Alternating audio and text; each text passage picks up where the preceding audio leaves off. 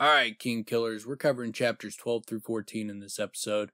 We start off by doing a deep dive into the Auri plum bob theory, which is always a fun one to discuss. Then we talk about Elodin's class, a book hunt, and all about the archives. And we also let you know what to do if technology is wiped out. A lot of good information there. We also cover what career path Elodin sends young Henri down, why Ajax was put in timeout, and a surprising slam poetry duo we expect to see in book 3. So sit back and enjoy.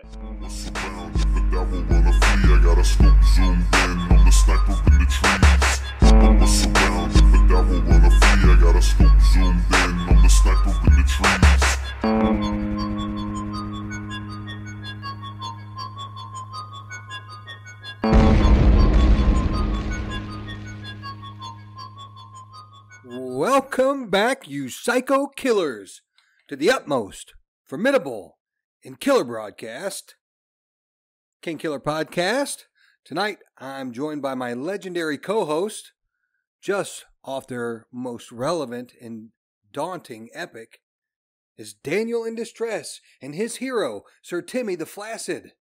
So, did you guys manage to pry each other out of the clutches of your latest sweaty and swarthy assailant? Yeah, I don't know why I would be, have a hero that's like known as the Flaccid.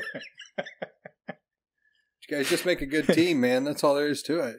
I love the idea of like a knight who is known to be flaccid. He doesn't carry a sword; he carries a whip. He's just so dedicated to being a knight that he's always flaccid. Oh yeah, so he's a eunuch. No, he's not a eunuch. Can't be flaccid if you're a eunuch. What are we talking about? You're a eunuch, you got all that stuff cut off. You got to at least have it. Well, yeah, I guess you got to still have the unit. I always think of eunuchs as just being castrated, not being, not having a prick it's cut a off. specific body part that gets flaccid. No, I'm aware of the... okay. I was... when I said it... You should take a anatomy class.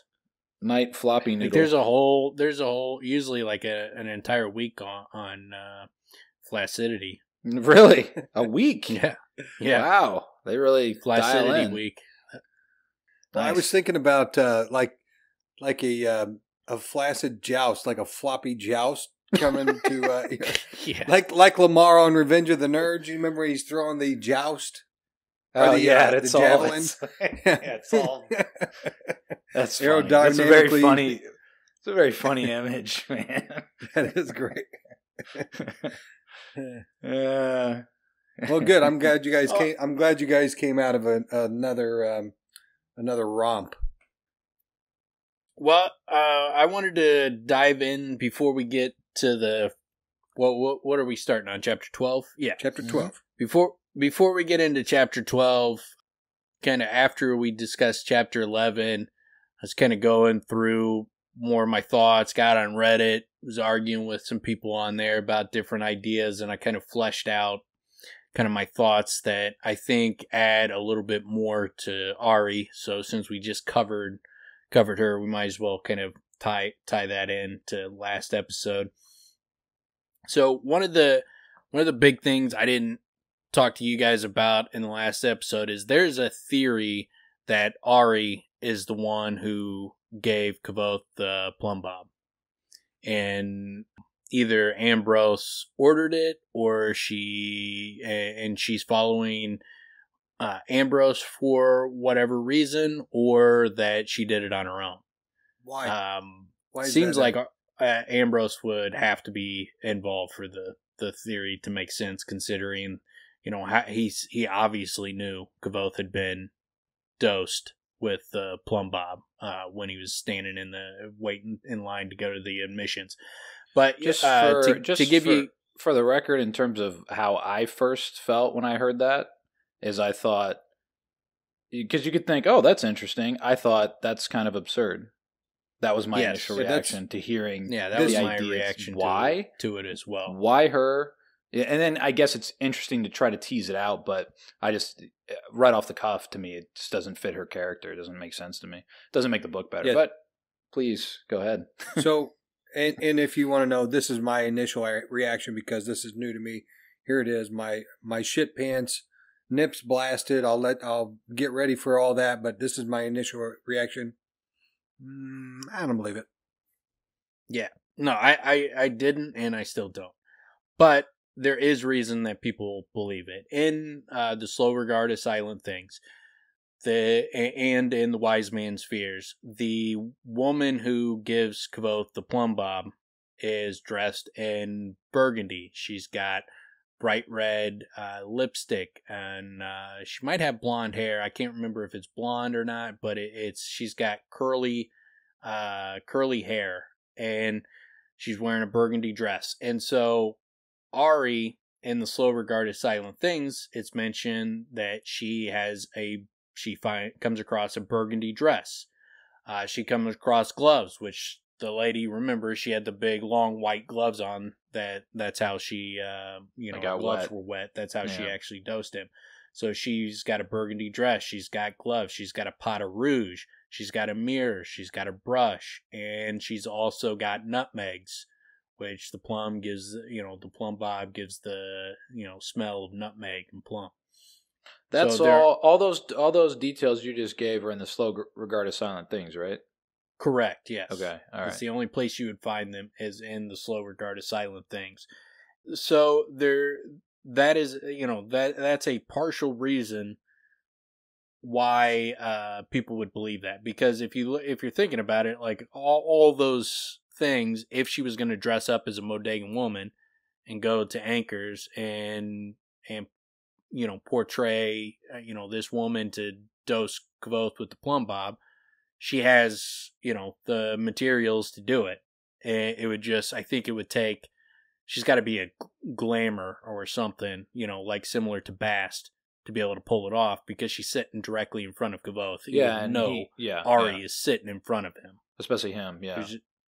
And so that is, I'm trying to see if that woman, it says the curly hair, long skirts, tight waist, matched burgundy gloves. I don't remember a single part of her description. She's got blonde hairs. I don't remember a single part of her description that made her sound anything that could be tied to Auri. Now, I get that she's under costume or whatever, she's glamour, okay, but there's not a single thing in that scene that hints at that. You know what I'm saying? No, like it would be, she wore an elaborate burgundy dress. The burgundy would come in with long skirts, a tight waist. You could make sense of that. Is Auri skinny? Yeah. And matching burgundy gloves that rose all the way up to her elbows. And she had, blonde hair that was curled. So there is some superficiality to that, but there's some semblance of where I could see why people would interpret it that way. So here's the big thing they look at, though, is they go through, and the time period of the slow regard of silent things happens during the plum bob event.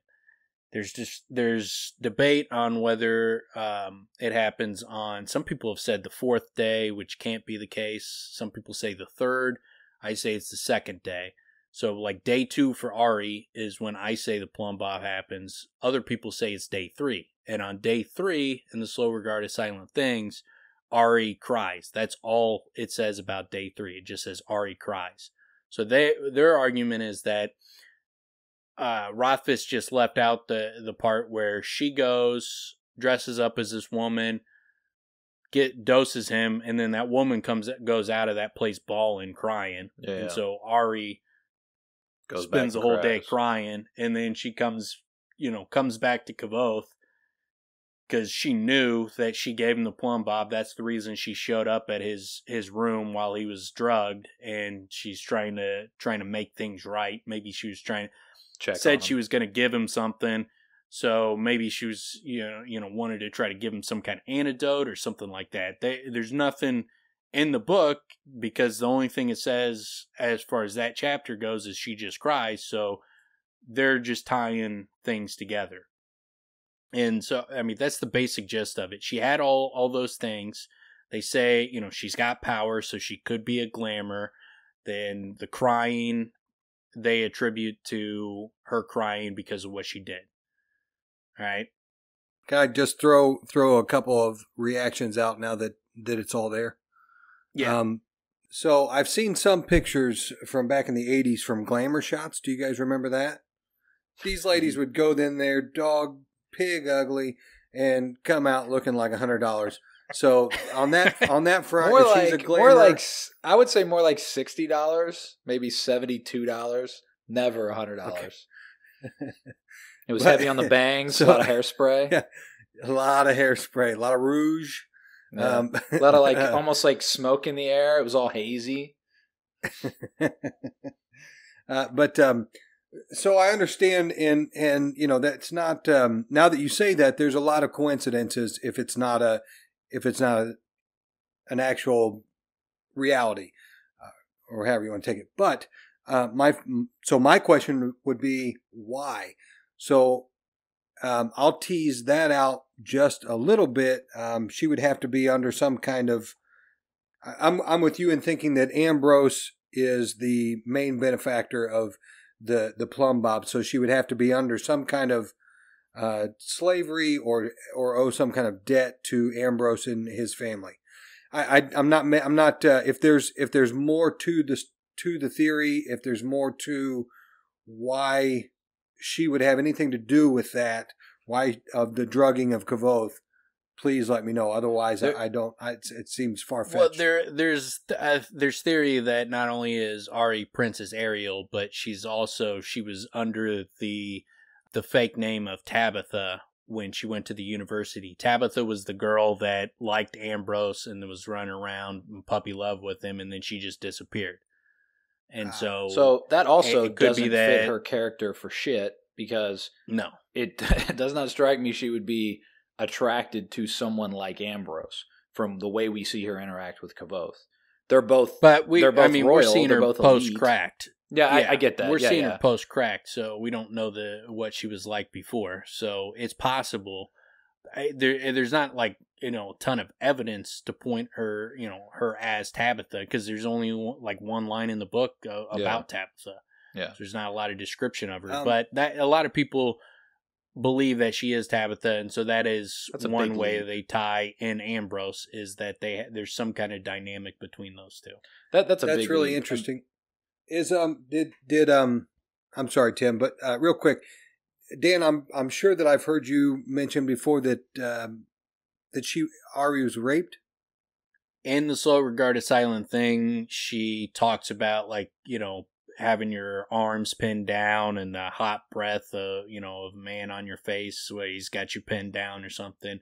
It lends you to believe that she was, you know, likely raped. Yeah, a lot of that coming together. You know, I'm not totally against it at this point. Now that you've said all these things, he doesn't mince words. He, you know, even if it's a red herring, he doesn't put things in that burgundy's a real obscure color. You know, I mean, I guess not very totally, specific. but yeah. Well, there's also like Lady Jail. She's mentioned in Chapter 5. That's Marie's, the fiddler, the mouthy fiddler bitch. Her patron is Lady Jail, and her colors are burgundy. So I don't know. There's nothing mentioned about Lady Jail, so she could be Modagan, and so it could have been Lady Jail, or it could have been someone associated with Lady Jail. Ambrose is obviously high up in nobility, so it wouldn't be surprising if, you know, Lady Jail was a Modagan, and so that was the person. And you know, it's interesting that in Chapter 5 there's mention of a noble person whose colors are burgundy, and she's Lady Jail. It's a woman, burgundy colors, and then 2 chapters later, you know, Modagan and burgundy is the one that, you know, doses him. So that could be, you know, who it is as well. So he like many things, you know, it's not as simple as there's only one possibility. There's multiple, but I think I can put a huge give a huge problem to the Auri is the one that dosed him, because I don't think the days line up. That now, if you work backwards, Auri sees Kvothe on day 6. She initially thought he was going to come on day 7, but he comes on day 6. She breaks the gears, and she realizes he's coming today and not tomorrow, and realizes he's going to give 3 gifts. And so you get a sense that she's got some kind of clairvoyance or knowledge of the world, or at least Kvothe and his actions. So Kvothe sees her on day 6. That is the day of admissions as well. This is the same day he goes to through admissions. He sees Dinah, he sees Devi, then he goes and sees Auri. Now, after the Plum Bob experience, it is mentioned that the next few days were neither pleasant nor productive. The next few days. And so he describes the first day as he goes to the fishery, and he couldn't do the work there because he broke down in tears, and so he had to run out of there so people didn't think he was going cracked. Then he tried later that night, he tried to sneak into the archives through the under thing, but he freaked out when he was crawling through the tunnel. And he freaked out, and so he couldn't do that. And then it says, so I spent the next 2 days pretending I was sick and keeping to my tiny room. I played my lute, slept fitfully, and thought dark thoughts of Ambrose. So Rothfuss says the next few days were neither pleasant nor productive. He describes one day where he tried to get shit done, and then he says the next 2 days he pretended to be sick. So that's 3 days right there. So that's day 5, day 4, day 3, if we're working backwards. Okay, so the first day after the Plum Bob would be day 3. On day 3, that's when Auri cried all day. So that throws a big wrench in their argument, because they're saying that she dosed him on day 3. And I'm saying that's according to what the book says as far as the days are concerned. He spent 3 days after he was dosed trying to get shit done, 2 pretending to be sick. It says a few days. It describes 3 days. I think that's pretty freaking clear as far as the timeline's concerned. And then after that, after the 2 days he spent being sick was admissions, and that's the day he sees Auri. So that's, day 6, 5, 4, and 3. Maybe I'm confused because I'm not totally grasping it, but what if that day Auri's not counting, and that's why on the 6th day it's actually the 7th, possibly? So No. In the book, it goes through. On day 1, this. On day 2, this. On day 3, I cried. Day 4, I did this. Day 5, I did this. Day 6, he comes. It's clear that the timeline is not as far as her book. There's no discrepancy. No one disputes her counting of days. It's clear as can be. She goes. We're in her head for the entire days. So that's a very practical reason why this doesn't line up. There's so many reasons contextually that this doesn't make sense for her character. This doesn't make sense in terms of what would Ambrose have to have on her for her to be compelled to do something like this. And then also, one of the glaring things to me that was brought up originally that you kind of touched on is if she made the plum bob, so they say the nutmeg, right? So if she made it, and then she shows up because she feels bad because she cares about him, she wouldn't bring an antidote? She's just there to be there? Apparently there is no antidote for it, though. Okay. That Sim's an alchemist. If there's an antidote, why didn't they just go and find an antidote? That's true. I'd like to just digress back to what I said for real quick. And I know that you're not going to agree, but it does line up. If something happened on day 2 where Auri forgets about it because whatever if it's Ambrose, does something to her to make her do that to Kvothe. And the other thing is that's the only reason why fits like in like the way it goes through her book. Like I woke up in the morning on day 1, and then this is the list of things I did during the day, and then at night I went to bed. On day 2, I went and did all these things in the morning and the afternoon, and then at night I went and did this, and then, the end of that day. On day 3, I cried. On day 4, I woke up in the morning, went through and did all these things during the day, and then at night did this and this. And I mean, it goes through the entire days. So there's no way it's like, I mean, Rothfuss wouldn't do that where it was like, tricked ya. She was saying she did all these things, during the day, but she didn't really do it. It was all in her mind. I made it up. No, like, I'm saying she really did it. She just forgot about that day. Like she totally selectively forgot the day that she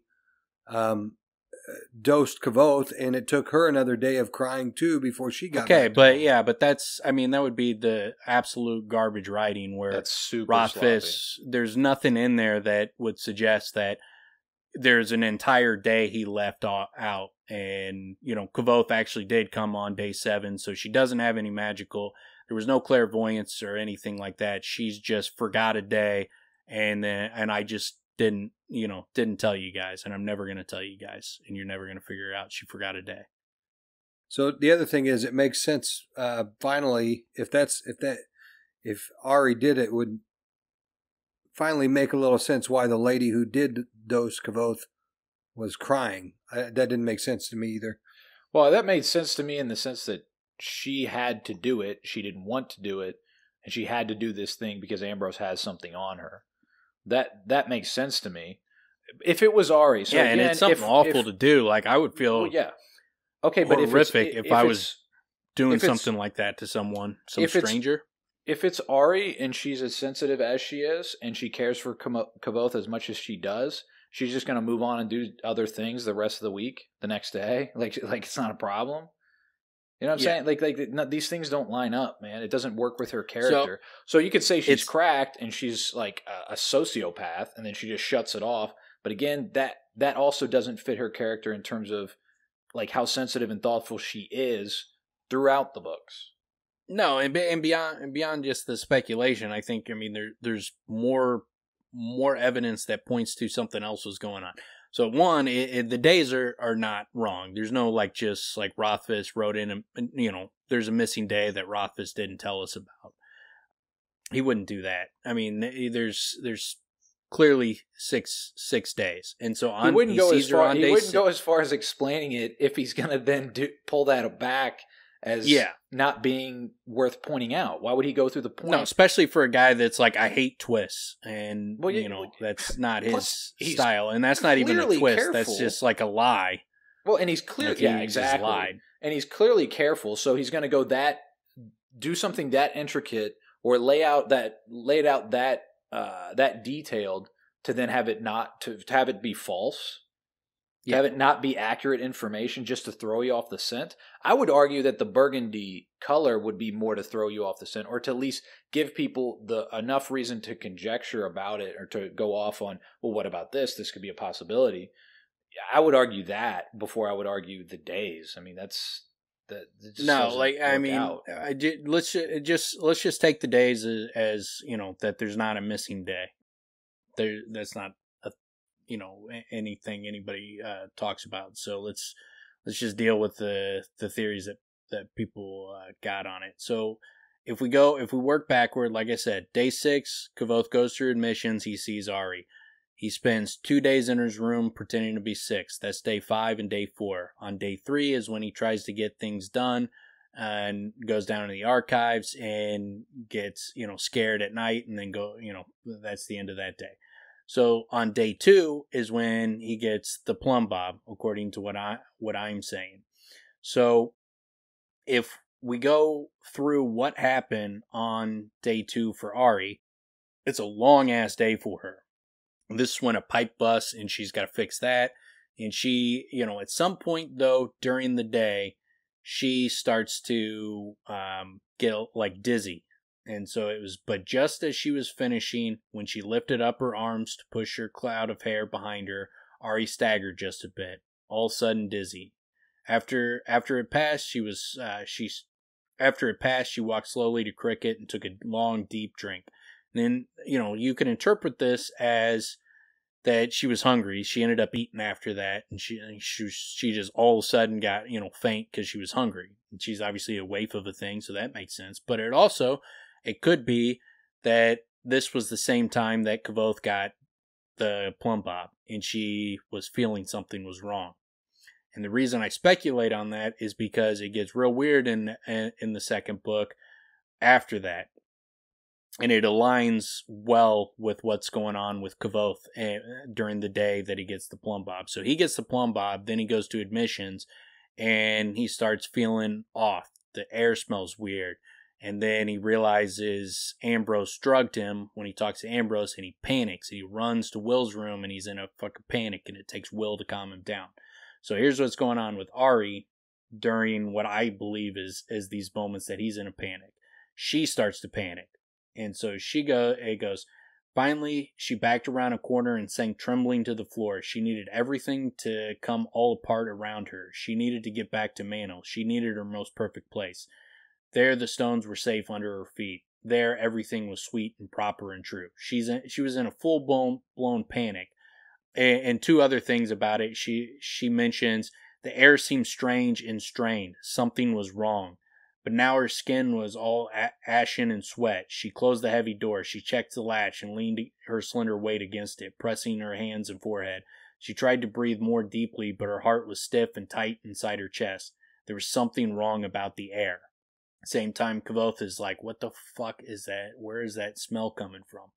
And then when Kavoth, he talks to Sim soothes them. All of a sudden, Auri just, she goes into her room and then she calms down. She's still, everything's not perfect or anything with her. And shit's a little off, but she calms down just as Kavoth calms down. I think that aligns perfectly. Then later that evening, she thinks she hears Kavoth playing music. And she goes to the roofs to see if he was there. And of course he wasn't. But I think what this is hinting at is that she was feeling drawn to Kavoth.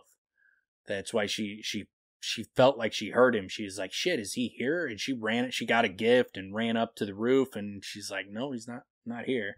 Must be hearing things. And I think she was sensing that something was wrong with Kavoth. She was feeling drawn to him. And then finally, the way day 2 ends is she visits this farm in this graveyard, and at the end of the chapter, she's eating outside, which it fits perfectly with.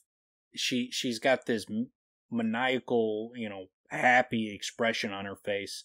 Let me see if I can find exactly what it says. But she went back to the boneyard then and climbed atop a large flat slab, back straight and smiling. Auri made a proper dinner for herself, soft brown bread with just a hint of honey. For after she had pine nuts, fresh picked from the cones, each one a tiny perfect treat. All the while her heart was brimming. Her grin was brighter than the slender crescent moon. She licked her fingers too, as if she were some tawdry thing, all wicked and unseemly. She's having a great old time. That's how the chapter ends. And then the next lines are, on day 3 she cried, or she wept, or one of those lines. So she goes from this extremely happy moment to crying. So what I posit is happening, she's eating outside, and I think on her way back, because she was feeling drawn to both, I think she took those gifts that she had, and I think she was going to go and give him a gift. And so she comes to his window and she's like, Kavoth, I brought you. There was a moment of silence. Then she said, oh. And then she spends the night with, Kavoth, who's, the center of her world, who's just broken to pieces, bawling. And then the next day she cries. And I think that makes much more sense that she was having the panic attack the same time Kavoth was fucking discovering that he's under the plum bob.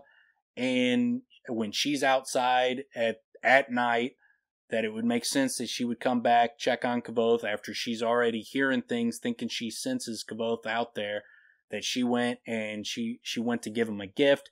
And the fact that she would have gifts while she's got this food and stuff that she just collected, she has gifts on her, something she could give him. Whereas the other theory, there's nothing. We're left to just completely guess at what the gifts would be. And my theory, she has gifts at hand. The other theory, there's no gifts mentioned, and there's no hint of a gift in the next books of what she might have been bringing to his room. So I think that holds up much cleaner to the theory. And then in chapter 4, she smells nutmeg, which again, Kvothe is, going through the plum bob experience, smelling nutmeg. So I think that aligns much better. Yeah, I have to agree. In terms of the timeline, the events, and everything else I've already said about Auri, why initially, just even when I hear the theory, it's like, it's the idea of someone. There's so many other characters that it would be more likely. It would actually be more likely that it would be Denna than it would be Auri. You know what I mean? I mean, it's just you're picking the one character that to me is the least likely to do this. And we don't have a lot of female characters to draw from, but still, it's.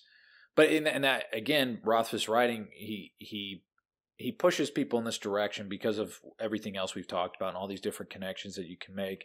So it brings you to want to speculate and who's this person? That's why Tabitha becomes somebody, and it's because it's all of these things do seem to have an interconnectedness. So people try to make those connections, but who knows, man? Maybe whoever drugged him is in book 3. Maybe it's someone we haven't met yet. Maybe it's someone we'll never meet again, but I don't believe it's Auri. No, I don't either. Yeah, prior to this, I would have thought it's someone we'll never meet again. The coincidences of it are interesting, and I'm at your mercy because or anybody's for that matter, because I have to read the Slow Regard again with a little more understanding of it. That's all I can say about it. One of the problems is that Rothfuss, the way he wrote it, there's got to be a mistake in his days, because he says when Kvothe goes and gets his drawings, he says Kvothe drew felling, which is the 8th day, and then Fella drew kindling, which is the 10th day, and then Kvothe traded with Willem, and Willem said I got mine's a day sooner. I'll trade you, and I'll pay you whatever, a couple jots. They worked out a deal. Take Simmon in a game, yeah. So Kvothe should have had the 7th day, which is Cheyenne. But then Will says, what can you do with 5 days except fret and thumb twiddle? Which that doesn't make any sense, because if you're talking 5 days, that's days 1 through 5. That would be 5 days. It's, this is on day 1 in the morning, day 1. So he's got 5 days, and then would do admissions on Hepton, not Cheyenne. The 6th day. Because, right? And he had to do it on Hepton because there's 3 days where he's, not going. 1 day where he tries to go out and can't do shit, and then 2 days where he's in his bed. So there has to be 3 days between when he was supposed to go through admissions and when he went through and kindling. So you would have the 7th, 8th, and 9th day is when he's laid up and can't do shit. And so the 10th day is when he goes through admissions, and that's when he sees Auri, which would be her 6th day. So, but because Rothfuss, I think the mistake is that Will should have said, 2 days before you, not 1 day before you. But regardless, whatever theory you want to support, the days don't, though that moment plus the amount of days that he's in his room, they don't line up. One of them, something in the text is wrong because the days don't line up either way.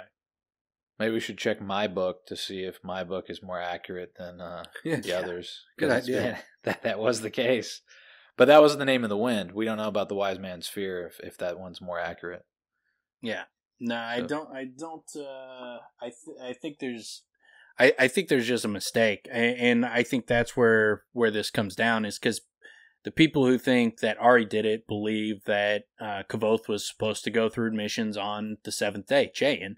So Auri would have dosed him on her day 3.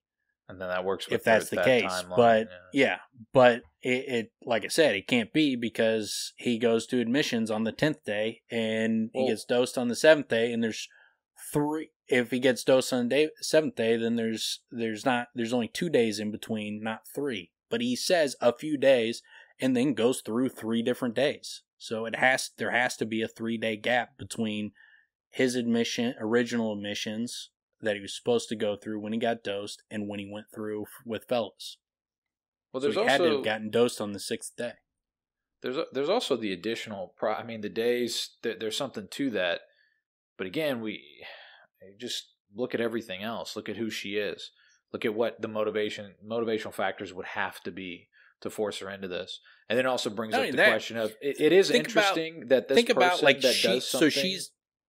So think about this. So she's dressed up as a Modegan, going out during the day, and she's talking to anchors, and then she's in a bar.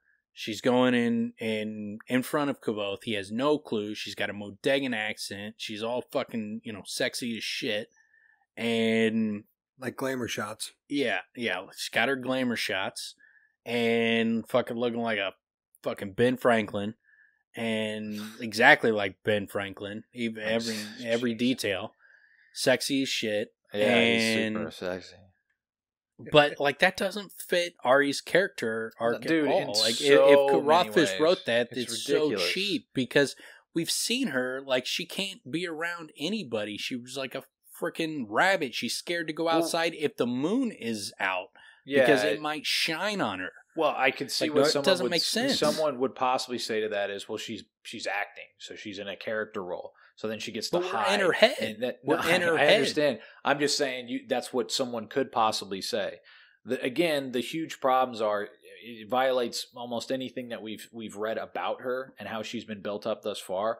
Also, I think a big part of what people are doing is it makes it really interesting because it's such an evil sort of, and it's such a big event that occurs.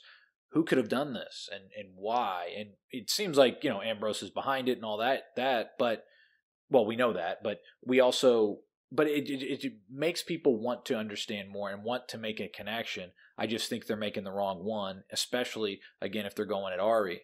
But then with the Burgundy and all this other stuff, making those connections and trying to do it, I think it's also that window of time. Because when you look at the slow regard of silent things and you lay those across each other in terms of the time, then it's like, oh, well, then this could be it. So then they just want it to be it. And then it's like this and this and this makes it all work. But the problem is it's on its face. You think no, absolutely. And then that also, I find that motivates people to even further want it to be. Because on its surface, it just doesn't make sense. So then there's even more motivated to, but that's why it's so interesting. Yeah, but it doesn't make sense for the character he wrote.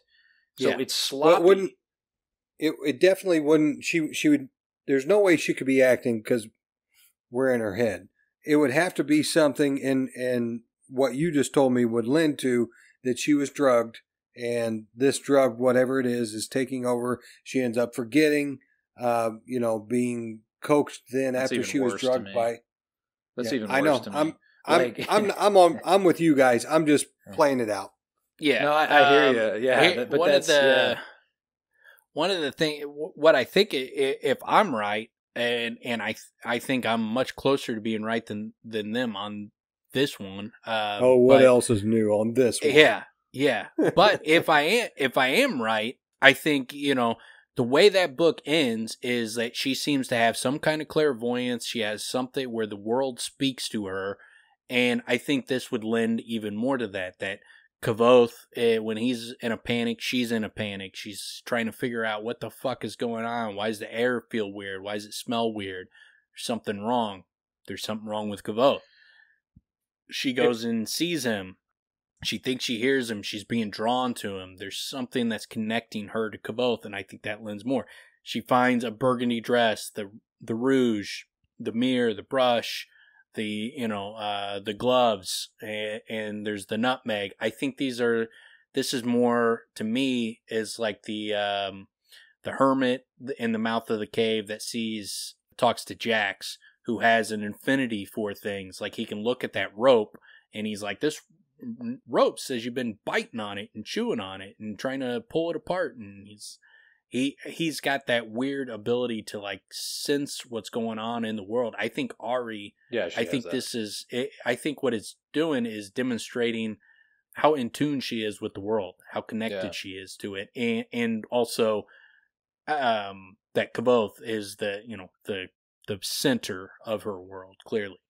Well, the slow regarded side of things makes that very clear, that she's super in tune with she sees deep into every little thing that she comes across with. And I think that's also a big part of the reason why she can't interact with other people. And she's damn sure not walking into anchors and just turning all that off and just playing a role and just walking around like Meryl Streep all of a sudden. Like, dude, it's just, it's, and it also doesn't endear you to her. It gives her more complexity if it were true, but not in a positive way. She'd have to end up being the villain in book 3. It just changes her character. I mean, and that's not a plus. No, you know what I'm saying? I mean, it's not her character growing, or it's just rewriting her. It's a denigration. It's just rewriting her, making her something completely else without where it wasn't earned. She can just act. She can make herself become Modegan and so that put on a show and go out in the world, I guess. Like, there's nothing stopping her from going out in the world. She's just got to put on a costume, I guess. I mean, you know what the worst part of it would be? If it was true, the worst part of it would be that she is also vulnerable to Ambrose's wiles. That would make it just exactly terrible for me. Well, yeah. So if that's why I say denigration. It brings more complexity to the character. There is that. But it's a negative, man. And so be it. I mean, authors can do that. And when they do it, I mean, a lot of times it's going to be a plus because you're frustrated. You don't want it to happen. And George R. R. Martin comes to mind. But in this case, it's not. It fights with everything we've read thus far to such a degree that it's just like, so I've been bamboozled thus far with everything I've read about her. And all this endearment is a fallacy. It's weak, man. Weak. So this goes back to like what we've talked about. If you're going to have a theory, it should be better for the story. Yeah. If there was hints, like if there was like little hints where Kavoth noticed she seemed to be acting or playing a role or something, or like when we were in her head, like we noticed things. That's the biggest problem. Then I wouldn't have an issue with it, because then it would be like, okay, because he's earned it. Yeah, there's breadcrumbs.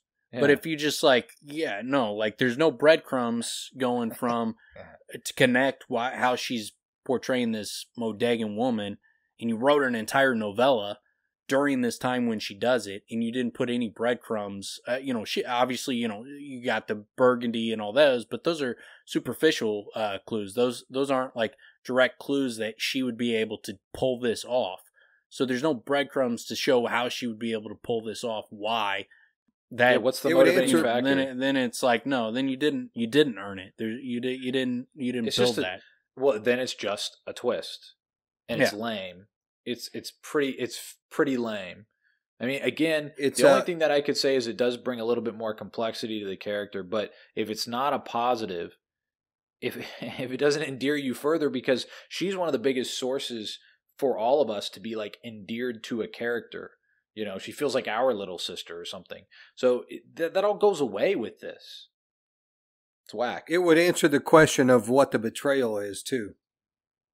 I'm just saying, if it were true, it would answer the question of what the betrayal is.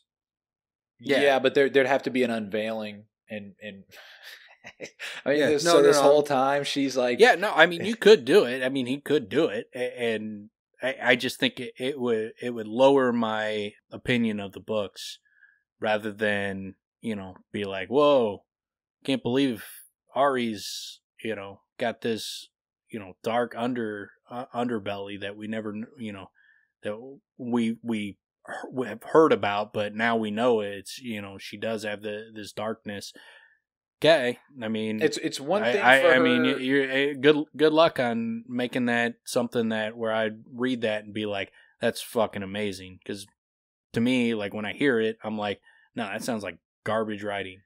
Yeah, it's one thing for her to be strict with Elodin and not give him another drink. It's another for her to poison Kavoth.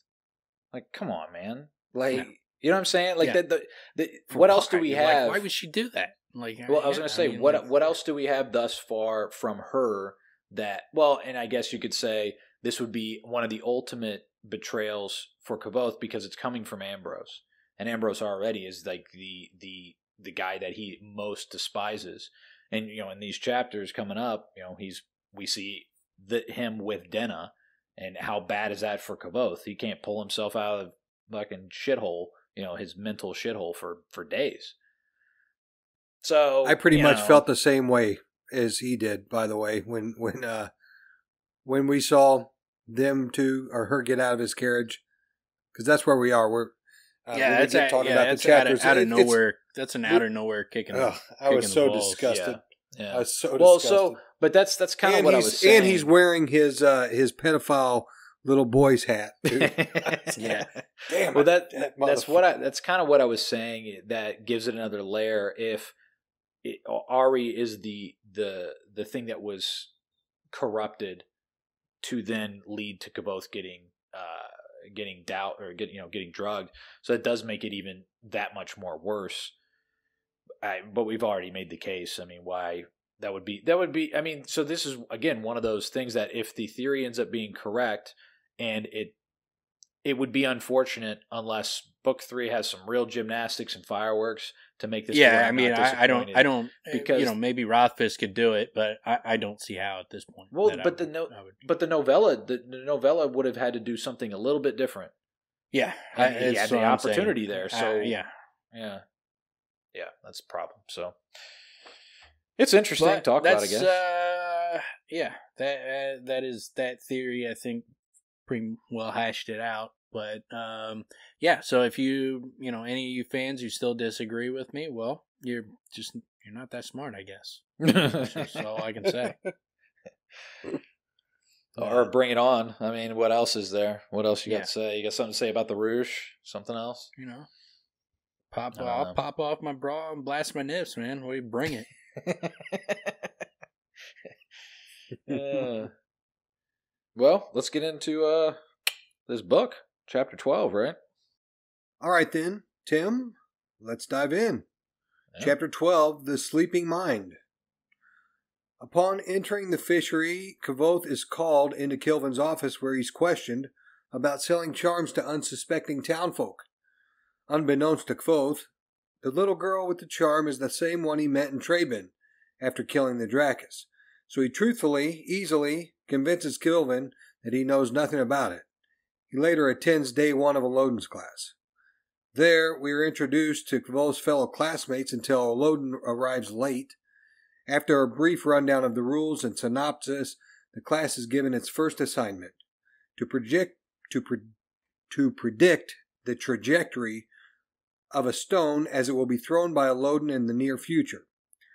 After some deliberation, it is decided that the flight cannot be predicted until Elodin calls a boy into his class, throws him the stone, which Henri catches with ease, thus displaying the boy's sleeping mind in contrast to the college student's ignorant and nearsighted woke mind. Then Elodin gives the group a book list to search for in the archives. Guys? Yeah, I love how the chapter starts with Kvothe waking up jacked about Elodin's class, and he's finally going to study naming real magic, Taborlin the Great Magic. And then Elodin immediately dashes that, that jazzed up feeling that he had. Elodin is just his weird self, and Kvothe does not get it at all. Yeah, it actually reminded me of him with Ben, and when he first learned a little bit of what is magic, and he's like, oh, that's it? To a degree. Obviously, it's not exactly the same because Elodin smashes his dreams to where it's like, I don't even know what I'm doing here. I'm not learning anything. All I am is confused. I'm just watching a dude do crazy shit. It takes him forever to start to piece things together and for them to align, but it's so great that it occurs that way because it pays off for us so much, in the first read through, we're kind of with Kvothe. We're just like, I don't really get this either. He's kind of, Elodin's an enigma. You think he's doing something, but then it's kind of like he's not. You get to piece it together after the fact, and then those on the rereads, it's just again payoff reading because you see what he's doing and what he's trying to do and how he's trying to give examples he's just not a great instructor of sorts. He's not, he's not making it. He's not making it tremendously clear what these examples represent, I guess. Yeah, Elodin has that way about him where, is the reader we're in Kavoth's mind, and Elodin continuously dashes Kavoth's hopes, or whatever his hopes may be at that time. Here that he's going to go in there and, immediately start learning how to name and has no understanding of what it's about. Everything else that we've learned, everything else Kavoth has learned at the university has had some basis from what Avanthi taught him. And so he's going into this course blind. And so I found it, I can understand why he's so excited, but it's surprising that he is, because the way he talks, he's always talking bad about Elodin and kind of acting like he doesn't like him. He thinks he's cracked. He thinks he's out of his mind, which I would think that to have that kind of power, you need to. It's the reason why he is the way he is. But Kavoth ought to see that, or at least if he doesn't see that, not be so excited, to be a little more prepared to go into a class that's not going to be what he expects. Well, I think a big part of what it is everything he does, he excels at. Whenever he's given tools and the tools are clear, he's awesome. I mean, he's inventing things in the fishery. He's, making things that work extraordinarily well.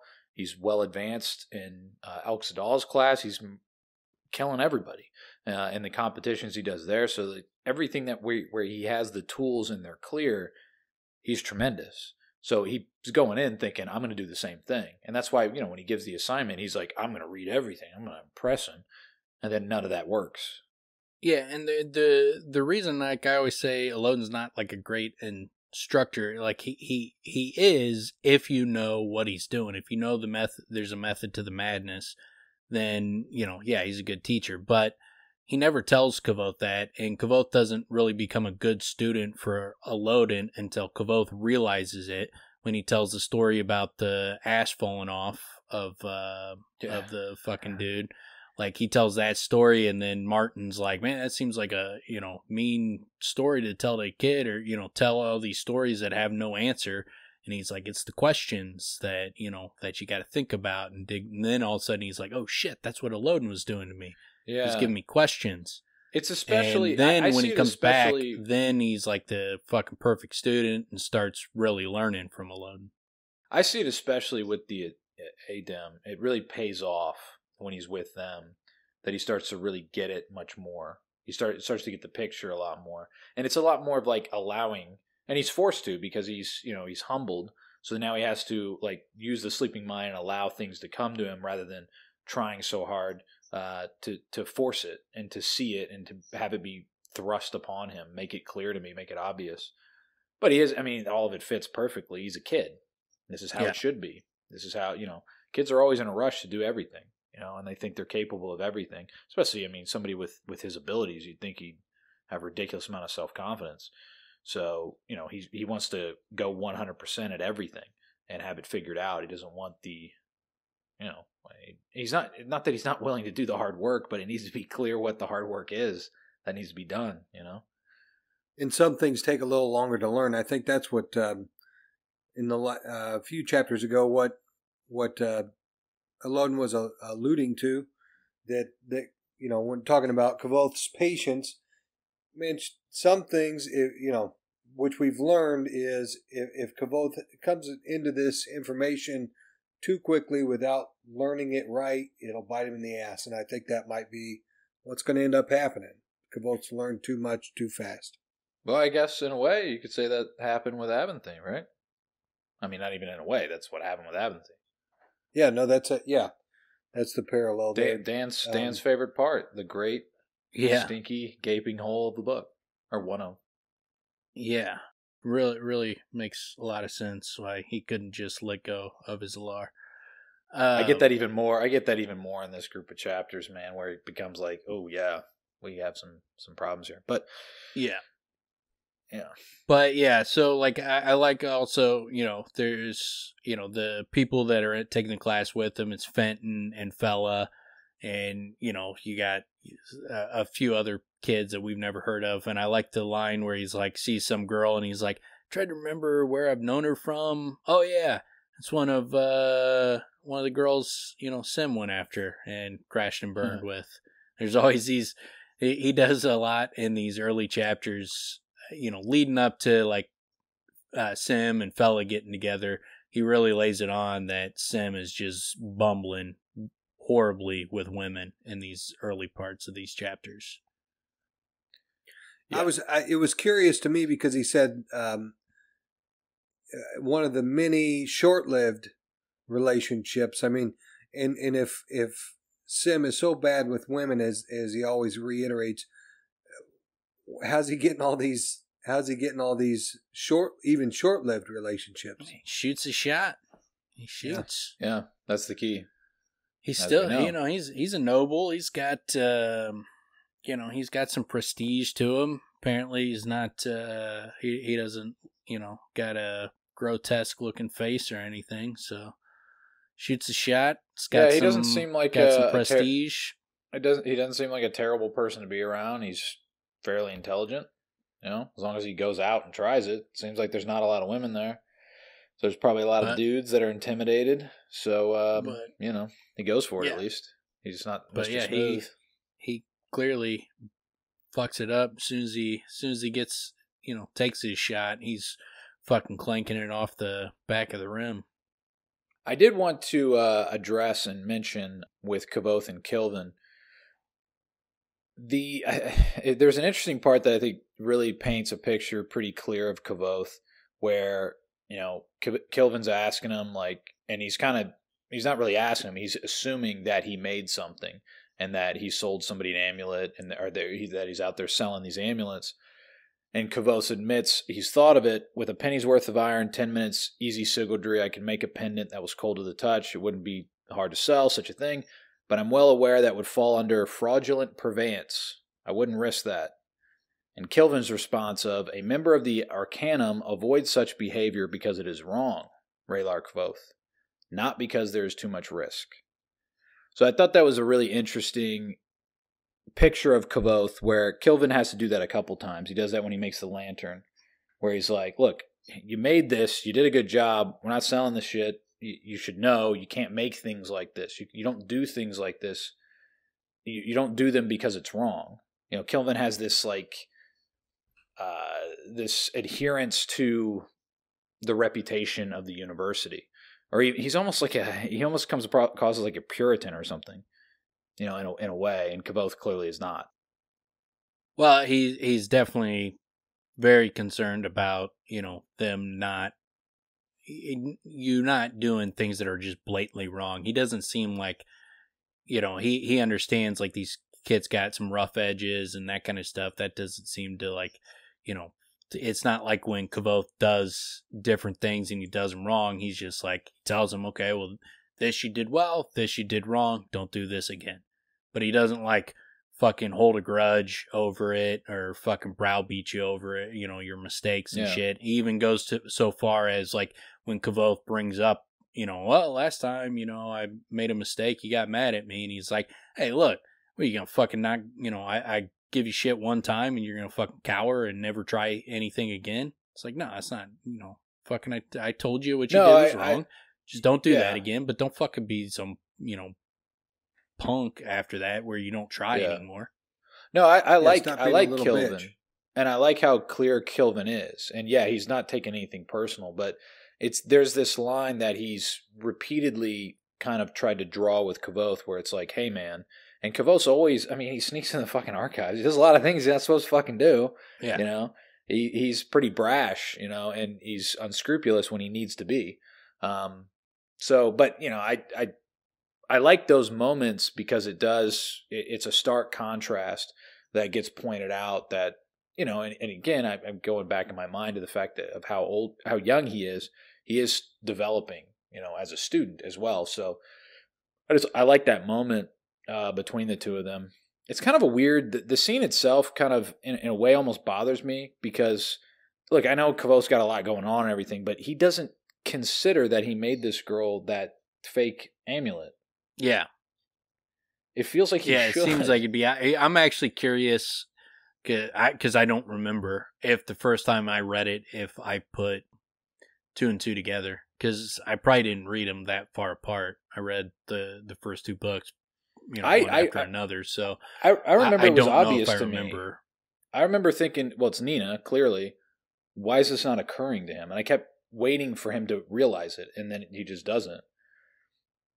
So, but, it plays out fine the way that it plays out, but it's one of those things that definitely, kind of irked me, because it's like, man, it seems like it should be obvious to him. He's not going around making pendants his mind for anybody. is going. He's thinking someone's trying to screw him over. Yeah. So that's why. Well, when he says that, he's just thinking in that line of thought. So once he goes down that line of thought, that's he's not going looking at it in any other direction. Yeah. So, and then the way it plays out towards like the end of their little chat there. Kilvin does say, I trust I will not be troubled by a horde of pregnant women waving iron pendants and cursing your name. And then Kvoth's like, I'll take steps to avoid that, Master Kilvin. So, which is funny and entertaining, but it's still not the wisest route for Kvoth to go if he's trying to settle, Kilvin's concerns. It's entertaining, it's great, but it's also like, if this was my son, I'd be like, dude, come on, man. Get these guys off your back to a degree. You're not helping yourself.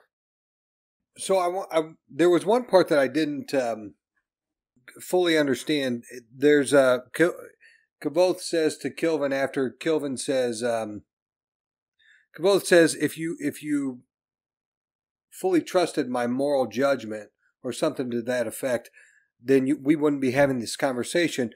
Kilvin answers that, well, I wouldn't think that you would do something like this. But whatever the line is prior to that, what Kilvin's saying, and made me think that possibly Kvoth is goading Kilvin into saying, no, you trust me. You actually trust me. Why are you asking me these questions? Did you guys pick up on that, or maybe you could? Well, here I'll read it to you. He says, "Master Kilvin, if you had that much faith in my moral grounding, we wouldn't be having this conversation." And then Kilvin said, "I admit I would not expect such of you, but I have been surprised before. I would be remiss in my duty if I did not investigate such things." What's the line right before that Kilvin says? That was the one that I said. That's it. That's it. A member of the. Well, what I said was, Kilvin says a member of the Arcanum avoids such behavior because it's wrong, not because there's too much risk. Okay. But then, that was in response to, but I'm well aware that would fall under fraudulent purveyance. I wouldn't risk that. And Kilvin frowned. A member of the Arcanum avoids such behavior because it is wrong, Rilar Kvoth, not because there is too much risk. And then he says, Master Kilvin, if you had that much faith in my moral grounding, we wouldn't be having this conversation. And then he's like, I admit I wouldn't think it of you, but I have to ask. Yeah, it just seems like he almost was saying that, hey, Master Kilvin, you obviously don't trust me. Well, okay, all right. So, but then at the same time, comes in. Tell me you calling him out. He's basically just calling him out. Like, he's like, okay, you're not supposed to do that, but if you just assume I'm not supposed to do these things, and because of it's wrong, we wouldn't even be discussing this if you knew I wouldn't do something wrong. Yeah. Well, and then you got to put yourself in Kilvin's shoes. Some girl's showing up saying, I'm looking for this guy. He made me this thing. What's he supposed to do? But I like that aspect too, though, that he's like, look, I don't, I hold you in higher esteem than that. I don't think you would do these things, but this is my job. I got to do my job. I've been wrong. I can't just assume that I'm right about you. But he does let him know, like, look, I do think highly of you. I do think you're a good dude, but still got to do my job. Hey, one other aspect of Kilvin in this little conversation that I liked was coming up right here when Kvoth is like, hey, it's so absurd, it's ridiculous because I wouldn't be wearing hand-me-downs homemade clothes. And then Kilvin looks at him and is like, for the first time realizes what he's wearing. Like, Kilvin doesn't give a shit about what Kvoth is wearing. at all. He takes him for the content of his character, if you allow it. Yeah. Yeah, Kelvin's a great dude. Yeah, it's one of those things where it's like, this type of shit, I don't even think about it. Yeah. Yeah. He only... You get the feeling like the way his mind works is it's completely fixated on these lamps, and what they do in the fishery. That's what he's fixated on. And it just like he's like the model of like what it would be a tremendous teacher, especially in what he's teaching, because it seems to be everything is fixated on just getting work done and being able to like, advance in what they're doing. And that seems like 100% his focus, which is great. He doesn't mess around with everything else, which is what, obviously I think what you want in somebody in that capacity. Yeah. He's fucking great. He seems like he's a genuinely really good person. And but then he doubles down on it. He's like, he doubles down on it still. He's like, well, in that case, someone who's poor would be just the person who did this. Yeah.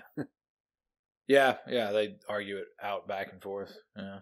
Which I like it. I like the conversations with Kelvin. I always like the scenes. This is kind of one of those that's it's more in there to move the story along, but that's why it's as short as it is, contained within a larger chapter. But it's great because you go from Kelvin to crazy ass Elodin, and you get the diametrically opposed personalities. They're nothing alike. They're great in their own ways, but they're nothing alike.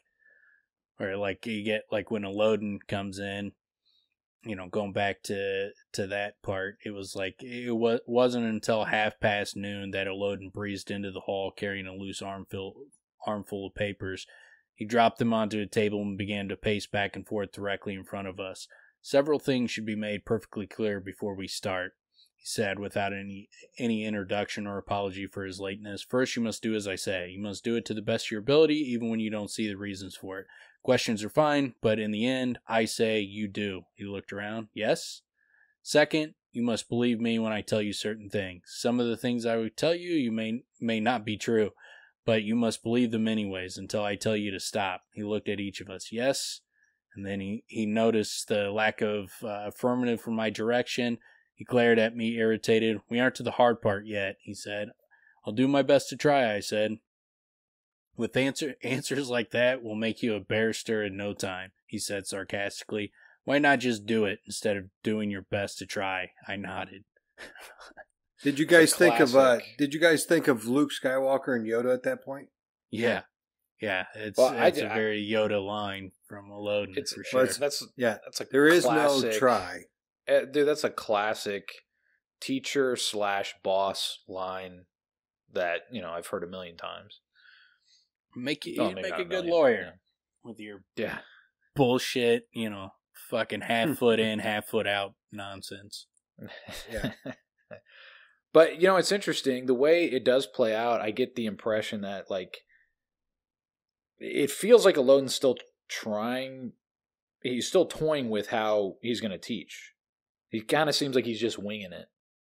Like, he has an idea in his mind, but he's just kind of, all right, so, like, just how they go into it, you know what I mean, and how he explains it, it feels like he's kind of just winging it in the moment with all these people in the class. And, yeah, I love what you described. He shows up late as shit, bunch of papers, like, he's a fucking mess, man. It's great. It's great for his character, man. He just come busting in the door and like, all right, now, do what I tell you. Listen to what I say. Even if it's not true, you got to believe it. All right, we good? Ready to start? Like, what? Like, what is this class? Like, that would not be, if some teacher came in and started off the class by, I'm going to tell you to do things, you do them. You can ask me questions, but you're going to do what I say. And I'm going to tell you things that aren't true, and you got to believe them anyways. His three objectives in this first class are so absurd. It's like, okay, come in instead of like, having a syllabus or anything, just like, his first lesson is come in, tell him to shut up and do what he says, even if it's completely untrue. Number 2, spend 20 minutes or whatever trying to figure out the trajectory of a rock coming out of his hand. Well, I like, so he lays down like, all right, so you're going to listen to everything I say, believe everything I say, yes? And I like picturing that they're poised and ready. There are two things you must remember. First, our names shape us, and we shape our names in turn. It's pretty interesting, right? Second, even the simplest name is so complex that your mind could never begin to feel the boundaries of it, let alone understand it well enough for you to speak it. So it's like there's all this importance in names, but don't even try to understand them, because that's not going to work. So it's like, this is what we're going to study. You have no fucking shot. Yeah. This is immediately what he gives him as the premise. Oh, okay. Where do we go from here? What the fuck, man? It's like, I'm going to try, but you're not going to be able to do it. So, yeah, this would be a perfect class for you, Dan. Just be like, okay, well, I'm going to do it. Yeah. It's really great, though, Tim. It's, as far as he kind of lays out the periodic table for them and then some, tells them they're not going to be able to figure it out. In doing so, Rothfuss is once again world building in an interesting way. Yeah.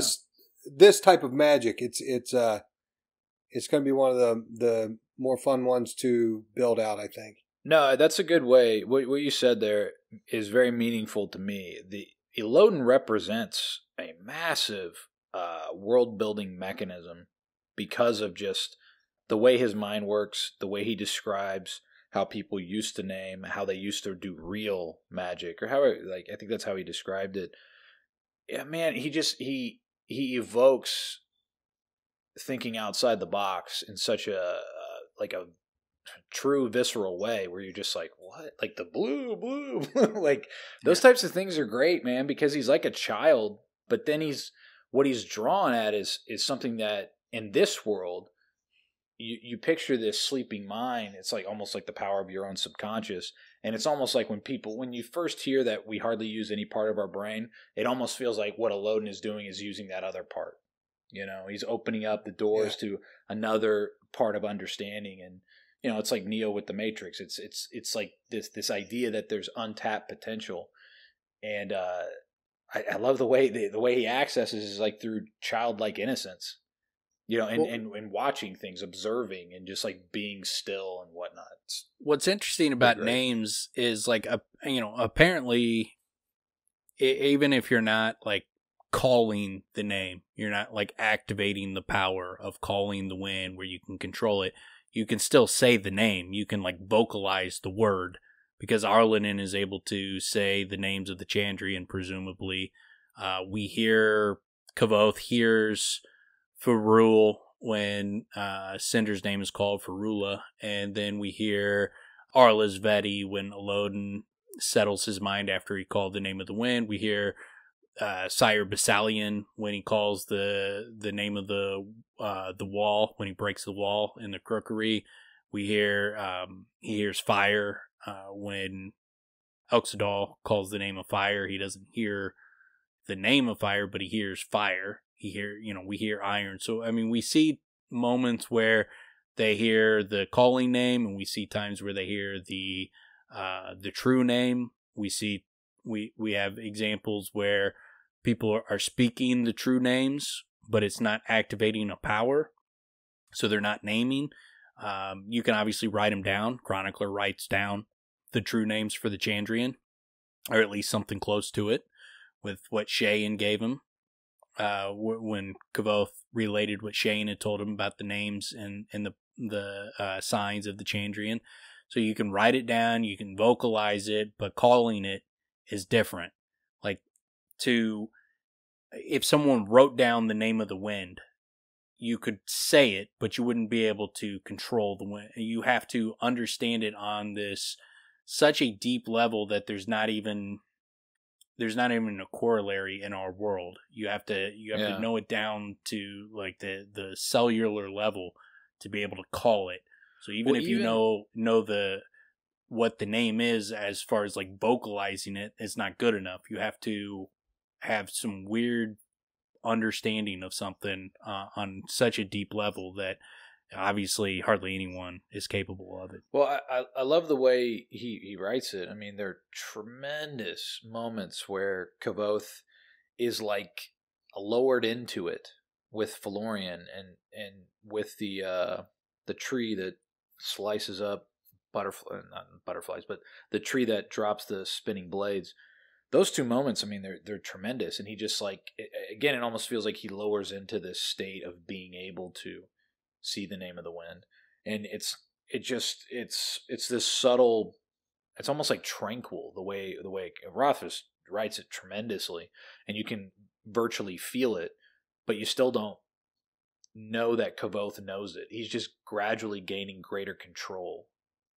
That one's interesting too, because the first part, he sees the name of the wind and he sees the leaves falling, but he just watches the name of the wind. He sees the direction that the leaves are going to fall in before they fall. So all he does is he's like stepping in between where the leaves are going, and he's only moving as far as he needs. He's moving like Cheyenne when she's doing her A-dim movements, because he sees the pattern. He knows where everything is going to go, so he's just taking perfect steps. But he doesn't call the name of the wind in that moment. He sees it, and he utilizes his ability to see it for that purpose.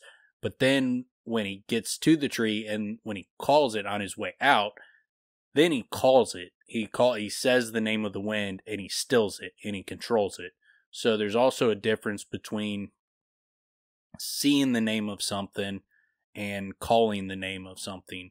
Like, you can see it, you can understand it, and you can see the name, but to activate the power to be able to control it, you have to actually say the name. Yeah, I think it's made clear in what the most important aspect of it, of naming, is that there's degrees of understanding a thing, and the full understanding of a thing comes along with being able to name it. I mean, you have to. What did he say? You have to know the weight of it and how a loading stone will pull on it. And yeah, and so when someone else names it, someone else fully understands it. If you don't have any understanding, I would think, and I don't know that this is portrayed, but that you wouldn't even hear it. And if you have, some grasp on it, you might hear its spoken name. And if you have a better grasp on it, you hear the name. And that we heard that earlier earlier in the books. I forget who it was, but someone had heard. Was it maybe Elodin calls, says Airless Veti, and Simon hears wind. Yeah, so that, at least portrays some good understanding, or, naming intelligence, if, you know what I mean. And then a further understanding would be to name it, and then even further understanding would be to be able to do what Kavoth and Elodin do with the wind. Once on top of that building that Elodin is just staring off into space, and then again when Kavoth is underneath the sealedish tree, that A-dim. The tree, the A-dim tree, yeah. What's interesting too is, like, you would think, like, if Elodin, when he was singing the song, like, people would have been able to hear the true names if he was singing the song. It's only like it with Haliax, when he called the true name, he didn't just say it, he took control of Cinder by, when he spoke the name, it was different than just, using your vocal cords and the word is spoken. He called, if you understand the difference that I'm trying to get between, like, actually calling it to control it versus just saying the name. Where, like, Elodin could sing the names and you could hear those names, but when Haliax says Ferula, most people wouldn't, I would assume, wouldn't hear anything. Some people, if they're in tune, their sleeping mind might translate it to Cinder, but to hear Ferula, I think you have to be a namer. And I think some people probably hear nothing. But Kavoth heard Ferula. Correct, yeah. In that moment. Do you think he just understood it because of who he is, or because his family was killed by him? Or? And I think his sleeping mind had taken over at that point. So I think his sleeping mind was running the show. So, and I think he's a powerful namer. He obviously is. So I think that's why he heard Ferula, and he didn't hear Cinder, and he didn't hear nothing. So I think that's a clear demonstration of his powers, because you got to be able to say their names. If you can write them down, you can sing songs about them. So you got to be able to, say them, but to like call it where you're, activating a power, that's something different. Similar, the way I look at it is like Abinthy could teach anybody the bindings, the words you got to say to do a sympathetic binding. He could teach anyone the binding, but if they don't have the Alar, they won't be able to activate the power. So you still, in this way, it's the true name is like the binding, but to activate the binding, you have to have a sleeping mind that's, fully awake, and an extremely powerful sleeping mind to be able to, call the name. That force of will. I love picturing, like when we talk about the Adem tree and Kavoth and Elodin just looking at the Hall of the Wind, a questioning hall, whatever. Like how you do that visually, for a TV show or a movie.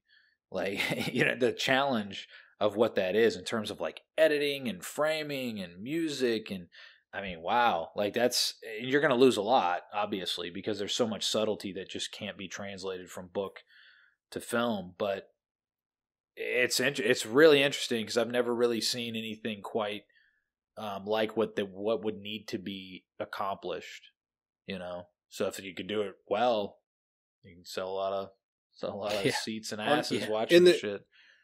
In the game Assassin's Creed, did you ever play that game? There's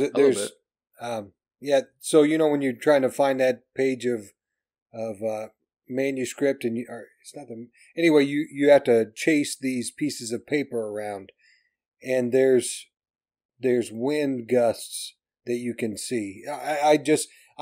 When you said that, I imagined, well, I should say, when they were in the House of the Wind, that's what I imagined. I imagined like trails off of a piece of paper from that game, or like leaves blowing around. If you saw a cartoon, how would you know in the cartoon that the leaf was blowing? Well, it'd have 3 little lines right behind it, or something to that effect. Yeah. You know what I'm saying?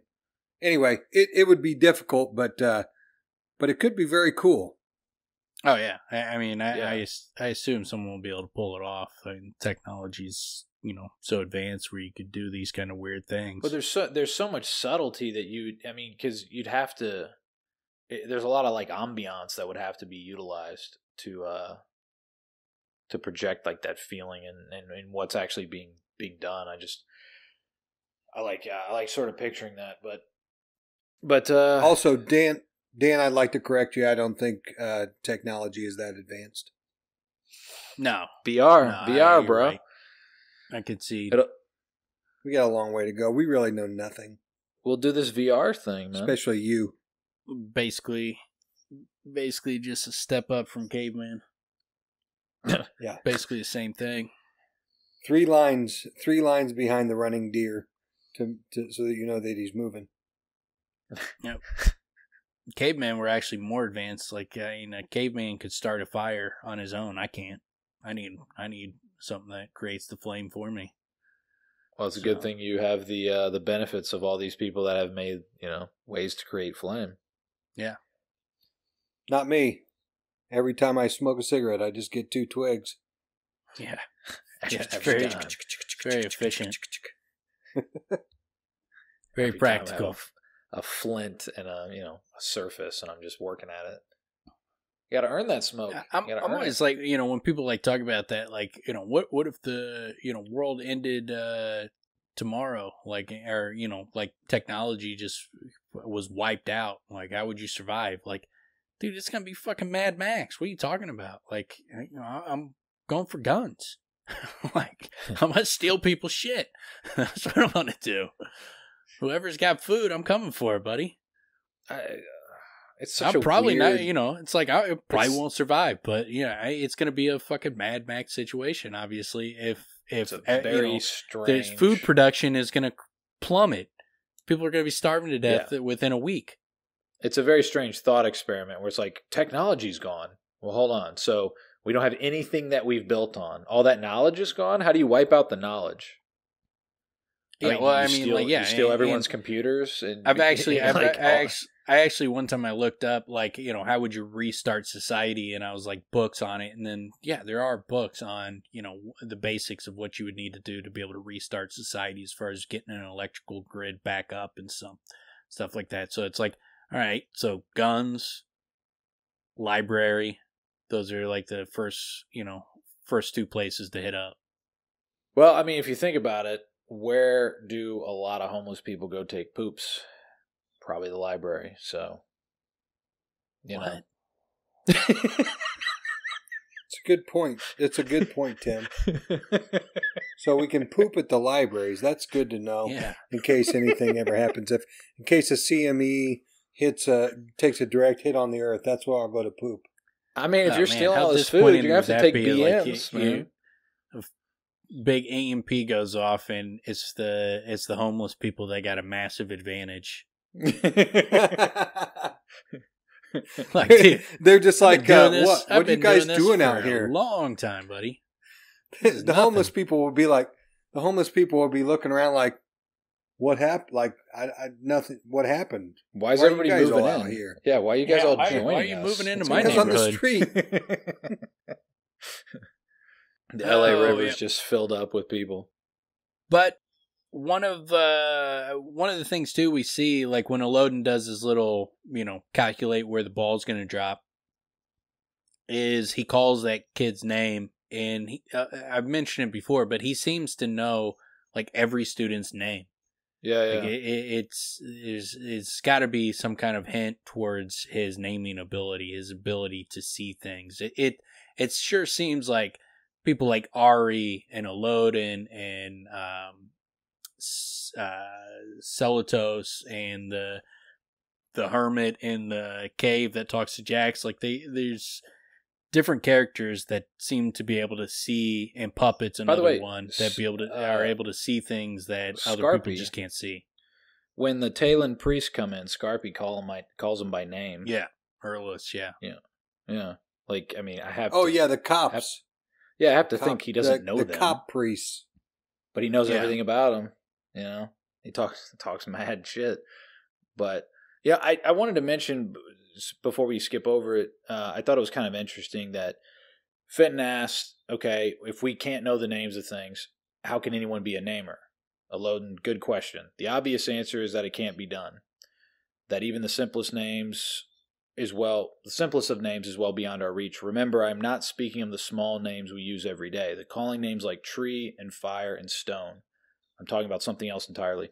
I was kind of, it brought it up in my mind, tree, and I just thought, if someone can know and understand tree, can they, be a threat against the Cathay? I know the Cathay is not a tree, but he's in one. Yeah. Can they shut him down? Can they shut this fucker down? Yeah, could be. Fucking, get revenge for them butterflies. Fucking have the tree limbs like snatch him up, start ripping his legs off, and see how he likes it. I feel like he'd laugh, just because he's so fucking wicked. Like, I knew you were gonna do it. I knew you were gonna do it.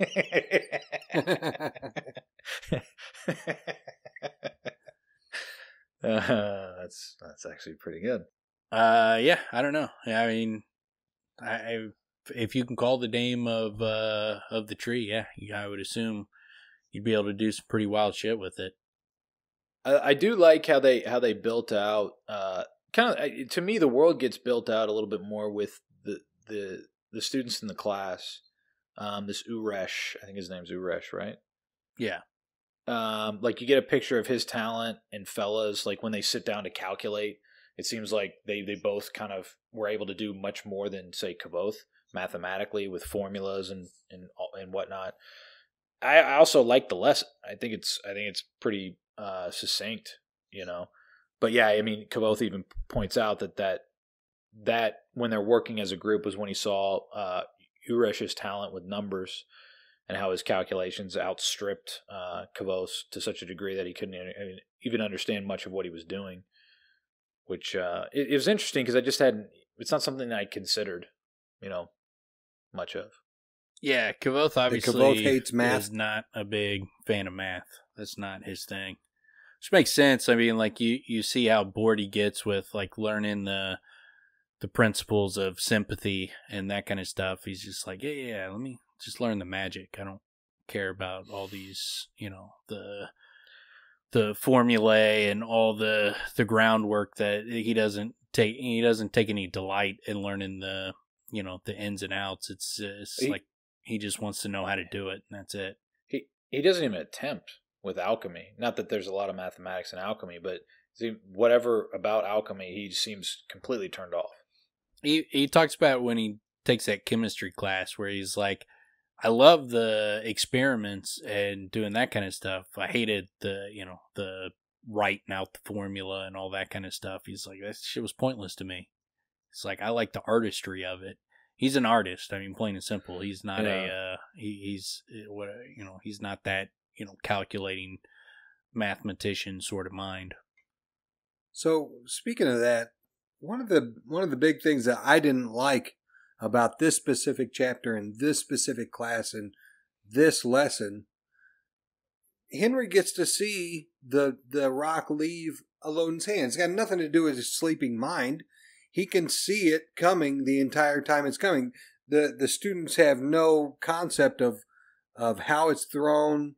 Well, that's the point. It's like if you tried to name and you were trying to, it's like, okay, so first step is you do this, and then second step is you do this, and then third step you do this. There is no, steps. And he's like, here's another situation where there's no figuring it out. The only way to do it is to do it. And so that's what he's really demonstrating is like, he throws it to him and it's like, he didn't make any calculations.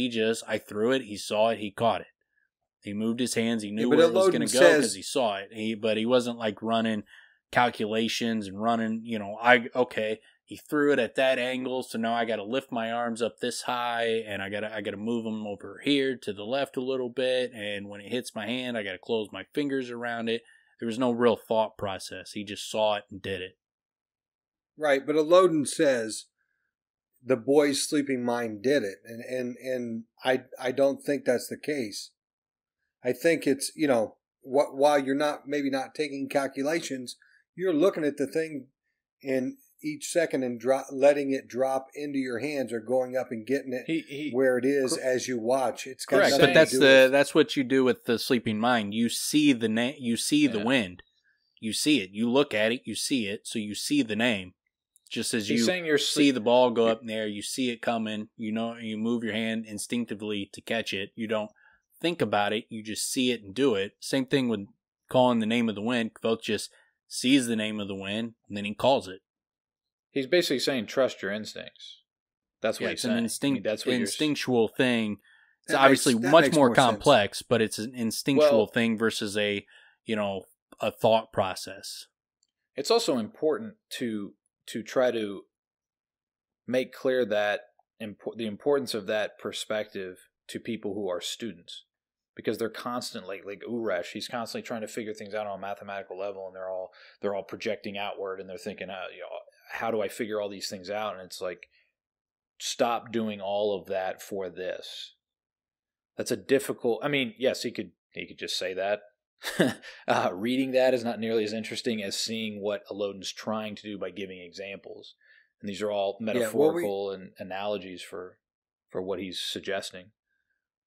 And maybe what you guys have said makes good sense and is a good answer.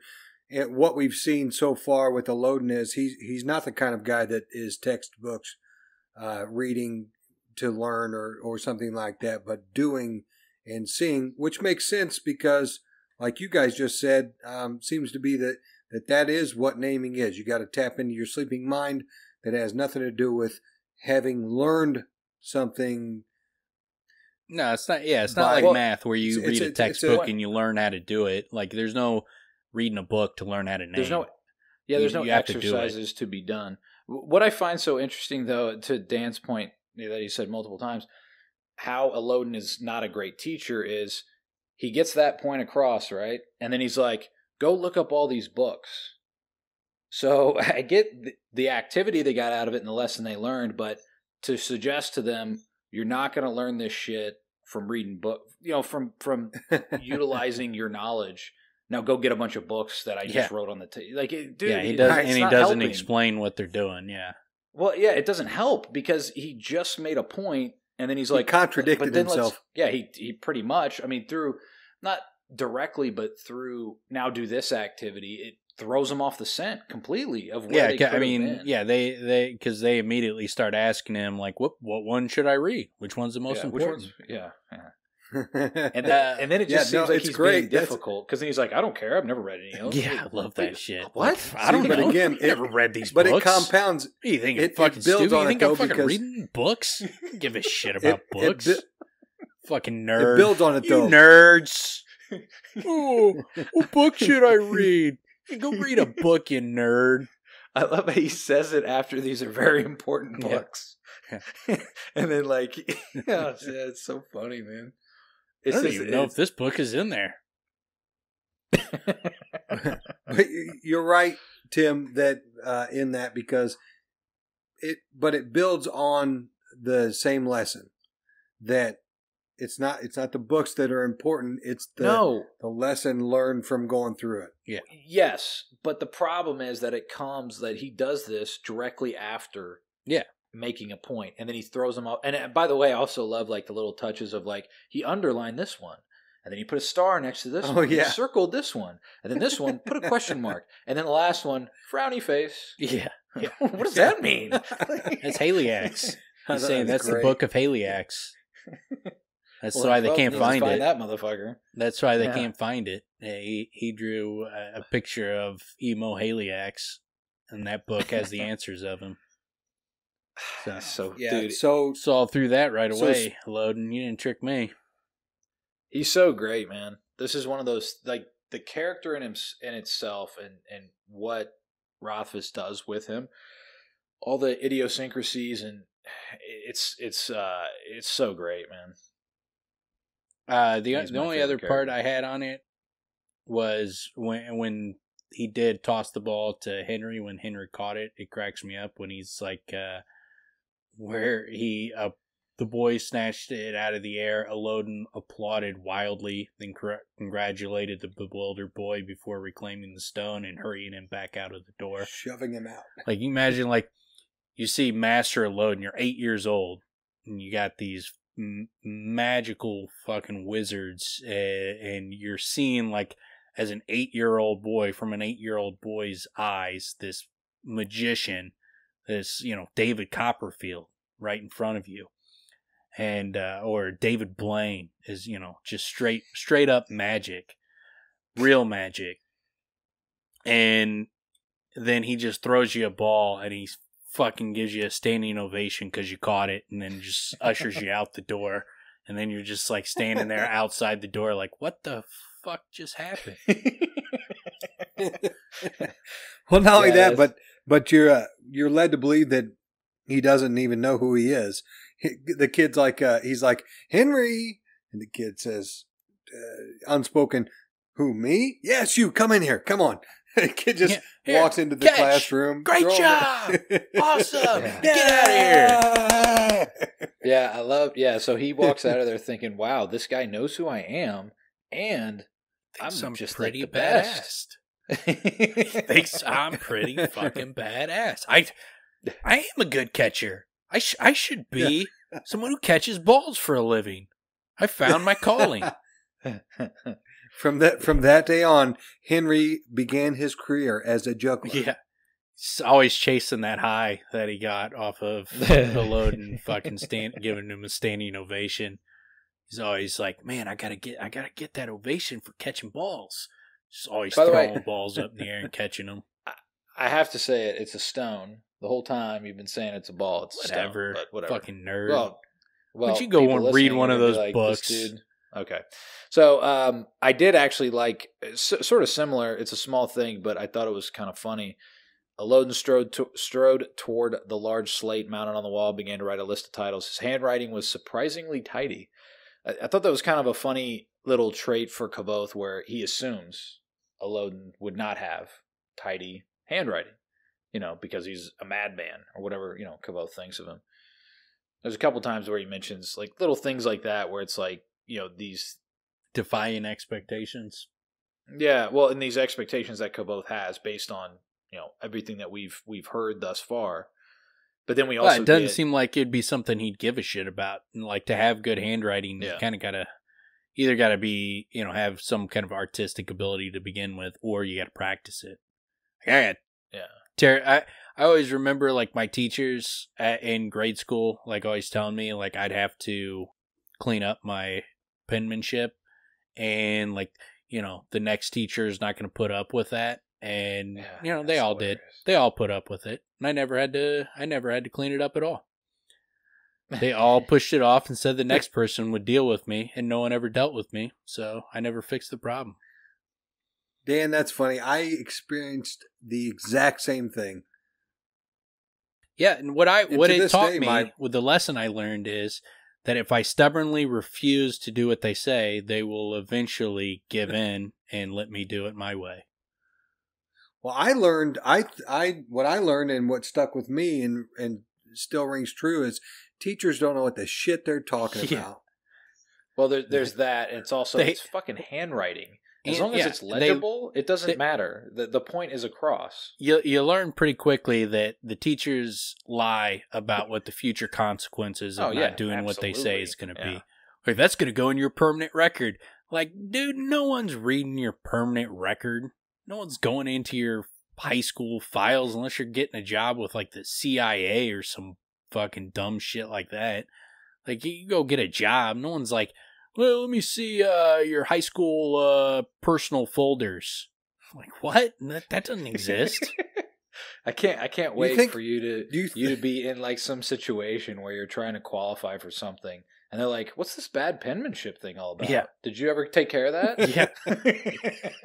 Here's the other thing. Do you think that your grade school and junior high and high school, like they've got 50 years of records dating back just in case the CIA ever wants to see anybody's permanent file?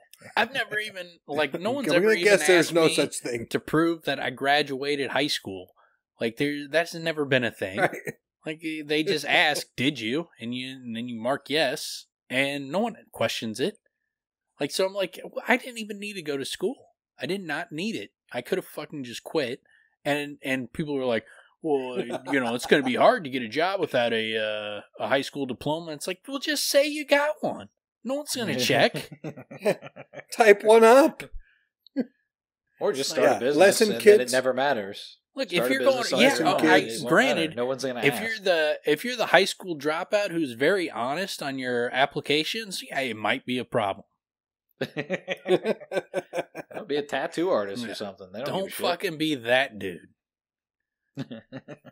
Did you graduate high school? Well, I wish I could lie, but I got to tell them the truth here. Nope. But yep, that's it for me on that chapter. Yeah, me too. Okay, then chapter 13 is titled The Hunt. In this chapter, Kvothe incorporates Willem to help him with his book hunt, and for the first time, illicitly enters the archive.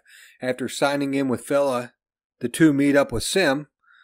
Willem gives Kvothe a further understanding of the lack of organization in the archives, briefly threatens his life, and after about 4 hours, the friends find 7 of Elodin's books. Over the next few days, Kvothe finds and reads all but one of the 20 books. Elodin never shows up for his next class, and while waiting, the frustrated students discuss this assignment. Guys? Yeah, the big thing in the beginning is they come across the words at the entrance to the archives, for Felon Renata Mori, chiseled into the stone above the massive stone doors. And so he asks Willem what it means, and Willem says he believes that it means the desire for knowledge shapes a man, or something close to that. So could be that shapers desire knowledge, desire for knowledge, shapes, it's tough to say exactly what it means, but there's something to do with shaping and knowledge and desire. And it's interesting that it's at the university, at the archives, where the 4-plate door is, where you could possibly have like the entrance to Feyrienial behind that door, or something's definitely behind that door. And so it's kind of interesting that it seems to have something to do with shaping. Yeah, I definitely wondered, just quickly about if there was some kind of mistranslation there that shaping had something to do with it. So I played it out in my mind, but couldn't really come up with anything substantial other than maybe the further knowledge that one gets, the further understanding and ability to shape, or closer to shaping, he gets. Yeah, the only thing that it really that kind of catches my eye is Renata. There's the Rena flower, which is the panacea that's under, the reason people would go see the Cathay is to get that flower. That's like a cure-all. And so that's the Rena flower. And then Cheyenne calls the Chandrian, she calls them Renta. So Renata, Renta, Rena. You got like a panacea flower. You got like evil men, shapers. So that's probably the word for shapers. I would guess is Renata. I'm sorry, Dan. The Renata flower is the Cathay. The flower was called the Rena, like Rhinna, Rena, and then those were the flowers on that tree. That's when Chronicler, I believe, asked Bass, why would anybody go speak to the Cathay, and he brings up the Rena flower, which is like a panacea that would cure any ill. So that's the one that cures the STDs too, right? That the ADM talk about. Yeah, no, they go to a different spot. They go to where the singers cure them, but it would cure their STD though. Yeah, the Rena flower would if they went. Sounds like it cured just about anything. Yeah, I think that's why Lanre went there. Right? But specifically, it's mainly for STDs. That's hidden in the text. Yeah, it's like a balm. You just rub it on. And you just Dan, people are always just running up to the Cathay, and they close their eyes and plug their ears, and then just run and grab the flowers, rub them on their junk, and then run out of there.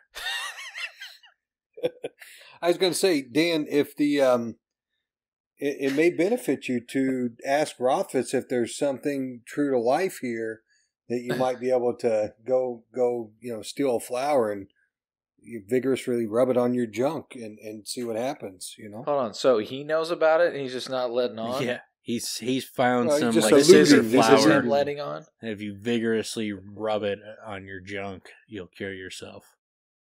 You know what it probably would be though? It would just be I've been doing this my whole life and I don't have any STDs. It's well, what? That's faulty logic, Vaseline? Man. It might be. Yeah, it might be that you're not interacting with other human beings is why you don't have STDs. I just don't think you've caught one. I don't think you need to do what you're doing. No, man, it's because I've been jacking off with Vaseline for so long. Yeah. It's the cure-all, man. You just rub it on there. Protective layer. Really fast. It's just baked in. Jesus. I marinate in this shit, man. I like the line. I mean, if it is the desire for knowledge shapes a man, I like that in itself. I also kind of like the idea. Mori always sounds like death to me, so I kind of like the idea that knowledge cures death. Something in that vein. I don't know. It's kind of cool that, something that's so prominent in a place of, such renown would still be something that's up to question, I mystery. also like how, nervous he is when he's like, I know something's going to happen.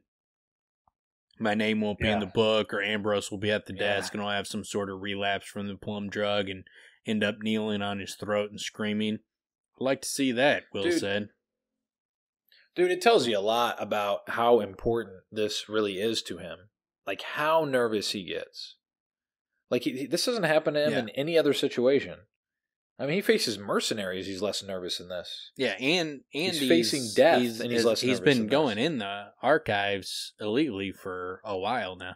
That might have something to do with it too. The fact that he's now associates the archives with fucking sneaking in, and he can get in trouble. Like, that's his only interactions with the archives. He got in trouble, and then the only time he's been back is he's in a constant state of danger of getting fucking expelled if he's caught. Yeah, I'm sure that plays a part.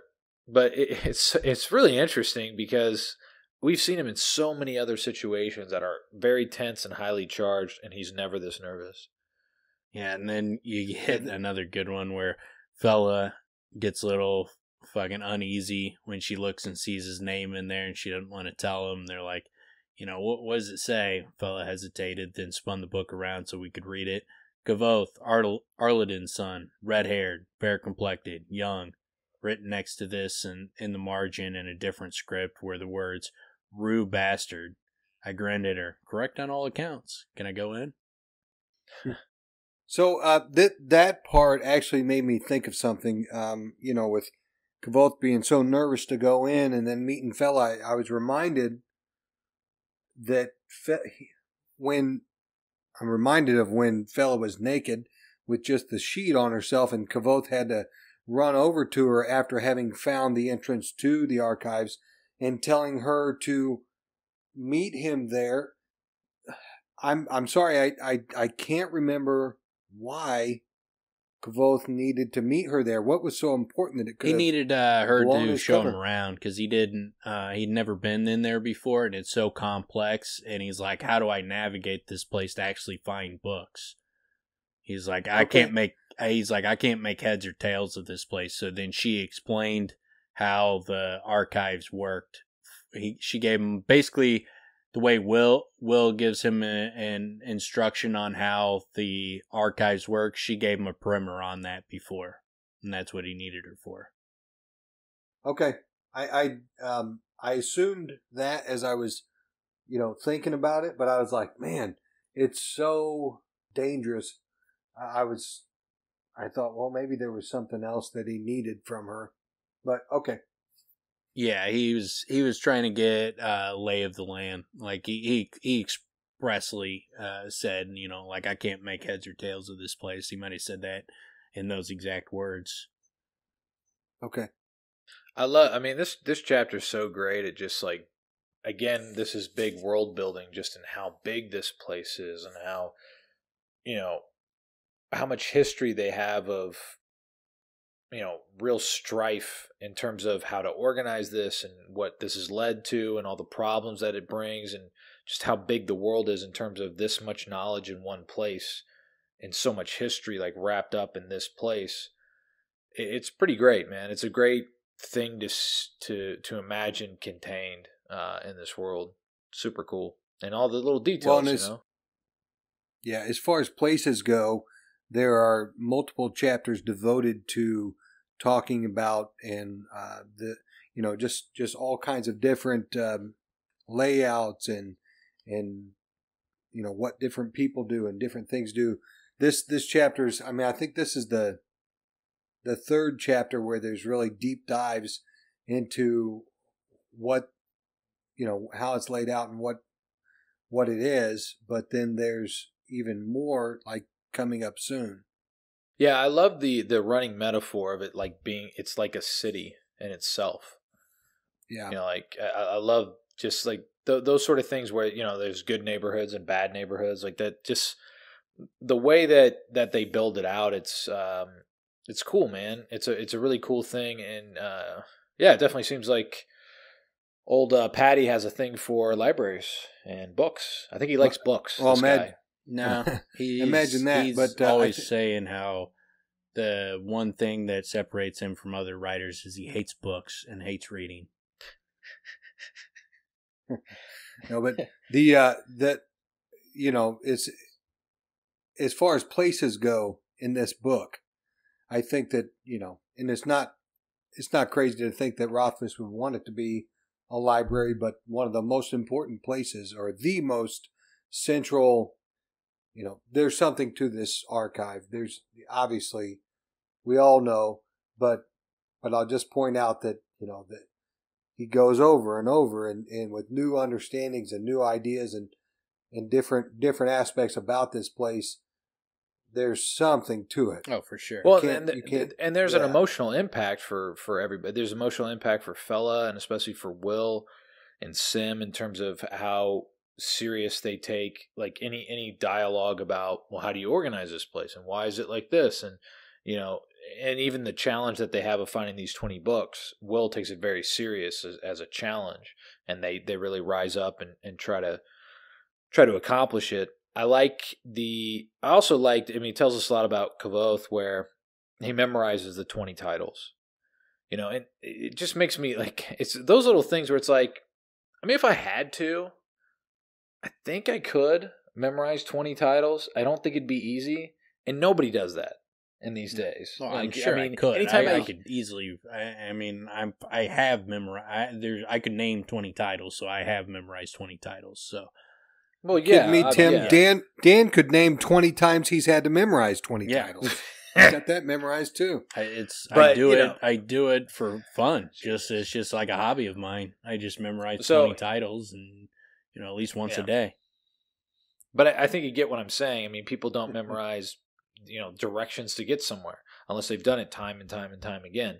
Everybody has their phones. Everybody has, things written down. You just make notes. You take notes. You think about forget. When we're growing up, phone numbers.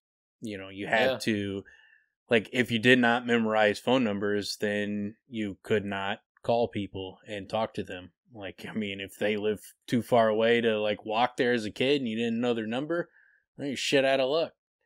There's no looking them up on Facebook or Twitter or sending them an email or a text.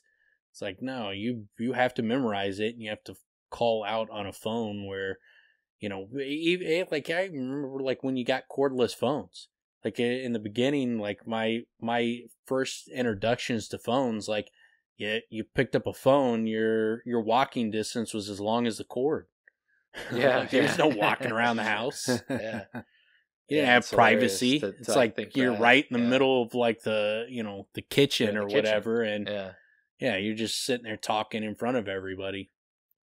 Yeah. No caller ID. No. So you don't know who's calling. You're just picking up. Who is this person? My grandparents had the rotary dial where you had to stick your finger in the thing and swirl it around. Yeah, man. They still growing up in the 80s, man. We went through a crazy technology shift. Yeah, for real. They still in a certain place nearby. They still hand out yellow pages, and I'm just like, what century is this? Yeah. Where are you guys coming from? Dude, it's funny. I talked to somebody today, and I could hear the phone being hung up in the cradle. I could hear it being placed onto the, it did that because it was being placed and they weren't doing it well. Jesus, man, these people are old. They even have a landline anymore. It's just funny, man. But yeah, the world has changed in a very dramatic way in a quite short period of time. That's for sure. I like on when Will's kind of giving him, the rundown on the shit he hates. It reminds me, you could pretty much go to anybody and you'd be like, what are the biggest problems with your job? What are your bosses doing wrong? And they'll have a list of things to bitch about, and it's like that with Will and Fella. They got because they're in it, they're in the mix, they're doing the work, they know all the fucking problems, and so it's a true to life thing where they're bitching about work. But I like when he's like, and then there are you people. Will looked at me, his voice dangerous and low. Students given the freedom in the stacks. You come in, read half a book, then hide it so you can continue later at your own convenience. Will's hands made gripping motions as if clutching the front of someone's shirt or perhaps a throat.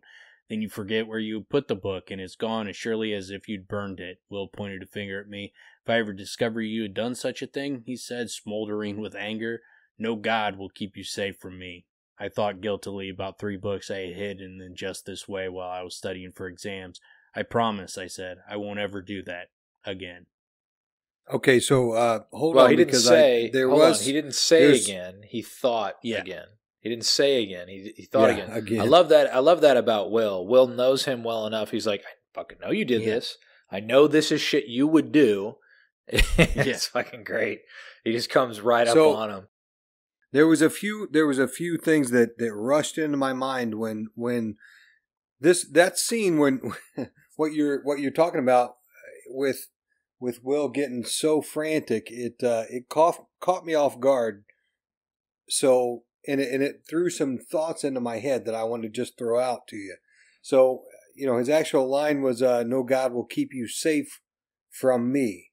And I'll be honest that knowing that this was the archives and this is the place that I feel is one of the most significant places in the book, that he said what he did, that basically he would strangle Kavoth if he caught him putting a book into another place. A few things crossed my mind, and that is earlier when I believe it was Cobb, or at least one of the guys, saying that Kavoth had found a secret book.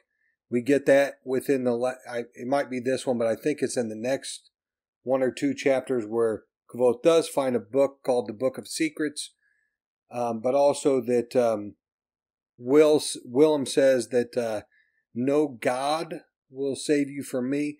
Now, there's no reason why I thought of this other than people say tiny gods. And as I started thinking about this, I started thinking about Auri being tiny.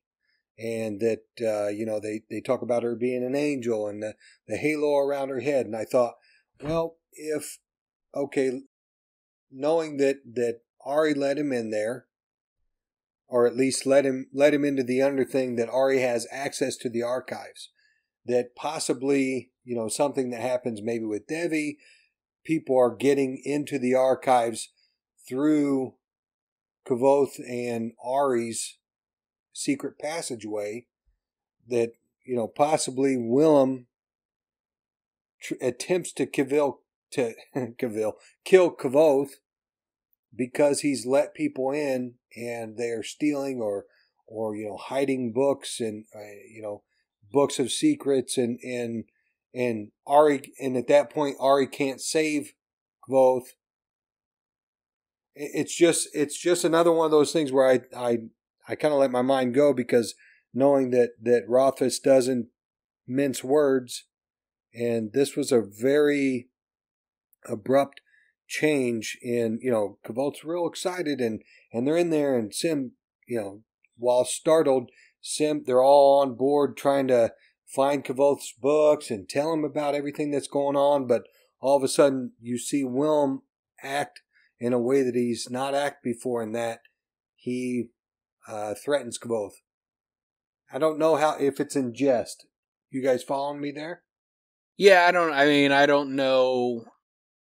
I would think if there's something deeper there, my mind would go towards that it's because there's so much pressure on the kids that are working in the archives to find the books, get the books that are not supposed to be in the library out of there, that, I think Lauren is probably part of the Emir, and that they're, someone is clearly pruning the library of books that they don't want in there, and taking out information and making sure that there's certain information that people don't have access to. So it could be that there is that, that pressure is put on those students. So kind of like, No doubt. But if you're doing these things, you're putting me, you're putting me through the meat grinder when you fuck me over by hiding books and shit like that. Yeah, no doubt. There's on the surface level and without, thinking about it theoretically or anything like that, obviously Willem is into his work, and because people, including Kvothe, hide books and shit like that, he's pissed. But I'm thinking of it more, I guess, on an esoteric level or hidden meaning level. I don't know about like Will. Possibly. I mean, I could definitely see a scenario where Devi and Auri are on a collision course, and there's going to be some, that was the other thing we just talked about it. Where Devi and Auri are on a collision course. I don't know that how Will would play into it. I don't necessarily catch any kind of big clue out of the anger here, but I could definitely see Devi and Auri being on a collision course. I just really felt like the anger was showing how seriously the scribs take it, because this is a real fucking point that sticks with them, because it makes their job that much harder. Yeah. And their job's hard enough as it is. People making it worse. And he knows Kvothe is the type of person that would do exactly that. And this is his chance to sound off on him. So yeah, and he already has. Yeah, it's fucking perfect, because he absolutely has. And he's probably done it more than once, because he just did it. So he's probably done it plenty of fucking times, especially somebody in his position who can't just continuously come back and get, well, plus they don't even know he's been in there. So there's that too. But it's kind of a Peter Griffin moment. Like, let me tell you what grinds my gears. Right. Yeah, it kind of is. You know what grinds my gears? Also, and Will's typically quiet. He doesn't typically show that much emotion at all anyway. So it kind of builds him out a little bit too, where and he clearly understands Kvothe to the degree that we are right there with him, and he's 100% right. He's not just throwing out conjecture. So yeah, that's good. I mean, I'm not reading much more into it than just that, though. Personally, yeah, I just kind of let myself go on it, but it was definitely I love this chapter. This chapter explaining the ins and outs of the archives. I thoroughly enjoyed it. One aspect of it was just the beginning where Will and Sim have their own little spot in there that Kvothe gets to join, and like one little reading hole, which is no big deal, but when you get into how much Kvothe loves the archives, because that's what I take it for. It's not just he's on a mission, but Kvothe likes to read, he likes to learn, and there's just I don't know, I appreciate the secrets of the archives, even the kind of blatant ones that's just little holes where people can read, and I don't know. Yeah, he really visually. I'm picturing this library. He makes it a magical like kingdom. Well, yeah, and I like how he even goes as far. I don't know if he does it in this chapter, but when he talks about the buggery, and he talks about, I like the idea of the acquisitions. Remember that one character that had respect for the Rue? That in itself, to me, could be a story. Just a guy that's out gathering books around the world to bring to this place. Seinfeld already just that guy. Bookman, Detective Bookman. Yeah, that's a hilarious character. But that's a hilarious that's a hilarious joke that Kvothe alludes to there. That he was so happy that the buggery wasn't what he thought it was. Yeah. Because the bugger is get somebody sexually. I do like the I mean a lot about the chapters as well, or the chapter as well. But yeah, just building it out in terms of everything else that fits into this, this place, because it's its own I mean, it's gone through changes so much over time with like the Larkin ledger, and then they talk about Tullum's ledgers and how that has changed the library so much over the years, how they lost so much information. And actually, maybe that's another chapter where they go into that in more detail. But the main thing that happens in this one is like Will shows him around, and then he goes, he finds 4 of the books, but then, or I'm sorry, he finds 7 of the books in 4 hours, and then the next time he goes back looking for himself, then he starts finding them, and he starts he's reading them, and he's got, the first one was a travel log that he found enjoyable. Then he had a couple of them were poetry that he shits all over. Like the second one where he's like, another book of poetry, this one thick as a brick and even more self-indulgent than the first. But well, I like it. Real quick, I love I force my way through by gritting my teeth and occasionally closing one eye so as not to damage the entirety of my brain. Yeah. Yeah. It's fucking hilarious, man. Yeah, and then next came, as near as I could tell, The Journal of a Madman. While it sounds interesting, it was really only a headache pressed between covers. The man wrote in a tight script with no spaces between the words, no breaks for paragraphs, no punctuation, no consistent grammar or spelling. That was when I began to skim. Jesus. Love the idea of like trying to read something where it's just a string of letters, and you gotta find the breaks where all the words are. It's like, what the and it's a crazy is person. This? Yeah. So it's not like you're reading, great theology. It's just some maniac. And it doesn't have much of a point, it sounds like. He starts to skim at that point, which makes perfect sense, because that's got to be the point where you're like, so these are not like important books. This is when you should have been like, so let me take a step back. Why is he having me get these books? There's got to be something here. And then you're like, oh, I'm learning how to navigate the library. But no, he never puts that together. One of the funny things, why he gets so angry is it takes all these hours. He has to read them all because he doesn't piece together what you're talking about. But I even went so far as to take notes on 2 of my precious pieces of paper. Yeah. And he brought up earlier when he memorized the books, he's like, I can't use the paper. It's too, he has so little. Valuable. I think he had like 7 or 8 sheets of paper. Yeah. And he used 2 of them. And so he comes in there with his notes. And he's like, I read everything I could find. I'm fucking, I'm ready. I'm ready. And then none of it matters. Yeah. And again, he misses the point. I mean, it shows it when, we got it there where he's doing all these, taking careful notes. He's going to impress. I brought my 2 pages of careful notes, eager to impress Elodin with my dedication and thoroughness.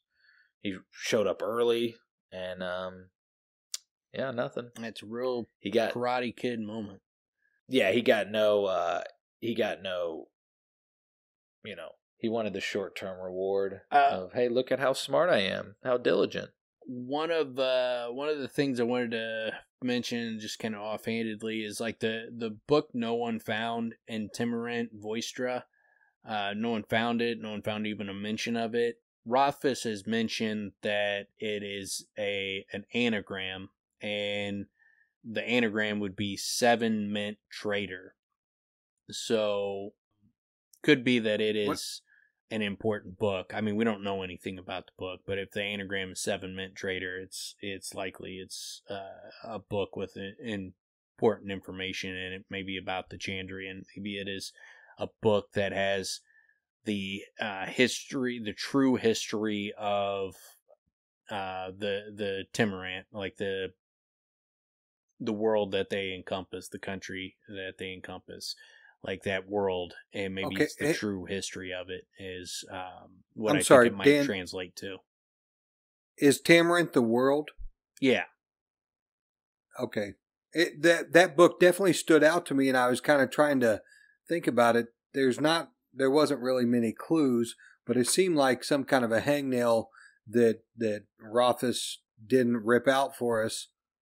Another one of these where there's something going on that I couldn't tell what it was, but you're saying that he said it's an anagram. Yeah, he mentioned that it's an anagram. I mean, it could just be that, he was just having fun, playing with the, playing with the word, that title, and there's going to be nothing to it, but 7 meant traitor. So, and Timerant, that's the world. So I'm thinking it's probably something along the lines of like the true history of Timerant is probably what that. And that's my best guess, not probably. That's my best guess as to what that book might actually be about. I don't know if it'll come into play. I don't know if it's going to be important or not, but if it is, I would assume it's got information about the Chandri. And the fact that no one even finds a mention of it, and that Rothfuss brought up that no one found even a mention of it, no one found it or a mention of it, seems like, Chekhov's gun that book's going to come into play. Yeah, I mean, those things suggest there's more to it. It lends more mystery and more importance to it. The fact that people can't find it. And like you said, if Lauren and whomever else is pruning the library, the fact that you can't find mention of it, that's a really interesting thing that, he thrusts throughout where, and we get that when Puppet comes in and that whole dilemma, whereas if you can't find it, and these are big things that happen throughout history, again, I'm jumping to something else, but the fact that you can't find it when it's something that was that important, like the Amir, someone's pulling info. And that in itself is extraordinarily suspicious. Who's doing it? Why are they doing it? And that brings on a whole bunch of questions.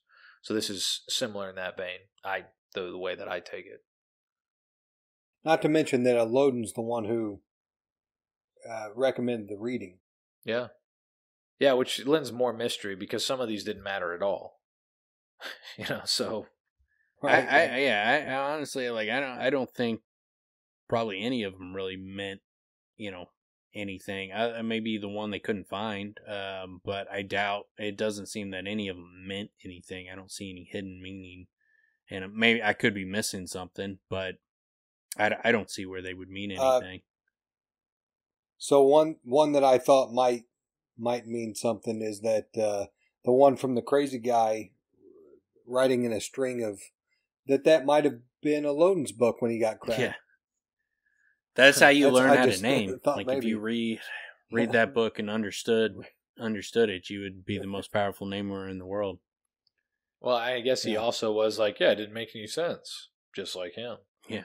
The problem there is he's seen his handwriting. Of course, he didn't see his handwriting when he's cracked, but I'm pretty sure there's some consistency. Elodin wrote left-handed in that book, just to throw people off. Interesting. Nice. Well, and obviously it's been typed on the typewriter. I mean, they're technologically advanced. If you look at every third letter, it's what is the Elodin becomes a dull boy. What's the fucking saying from The Shining? All work and no play makes Elodin a dull boy. Yeah. But and then the only other part is they go to the class and open the door and just says discuss, and they sit around waiting for him and he never shows up. It's like such. Oh hey, I mean Elodin's the only one that would do that. All the other teachers would explain what they did. Probably even Master Him would explain the purpose behind what he's teaching. Elodin's just like, discuss, see if we can figure it out.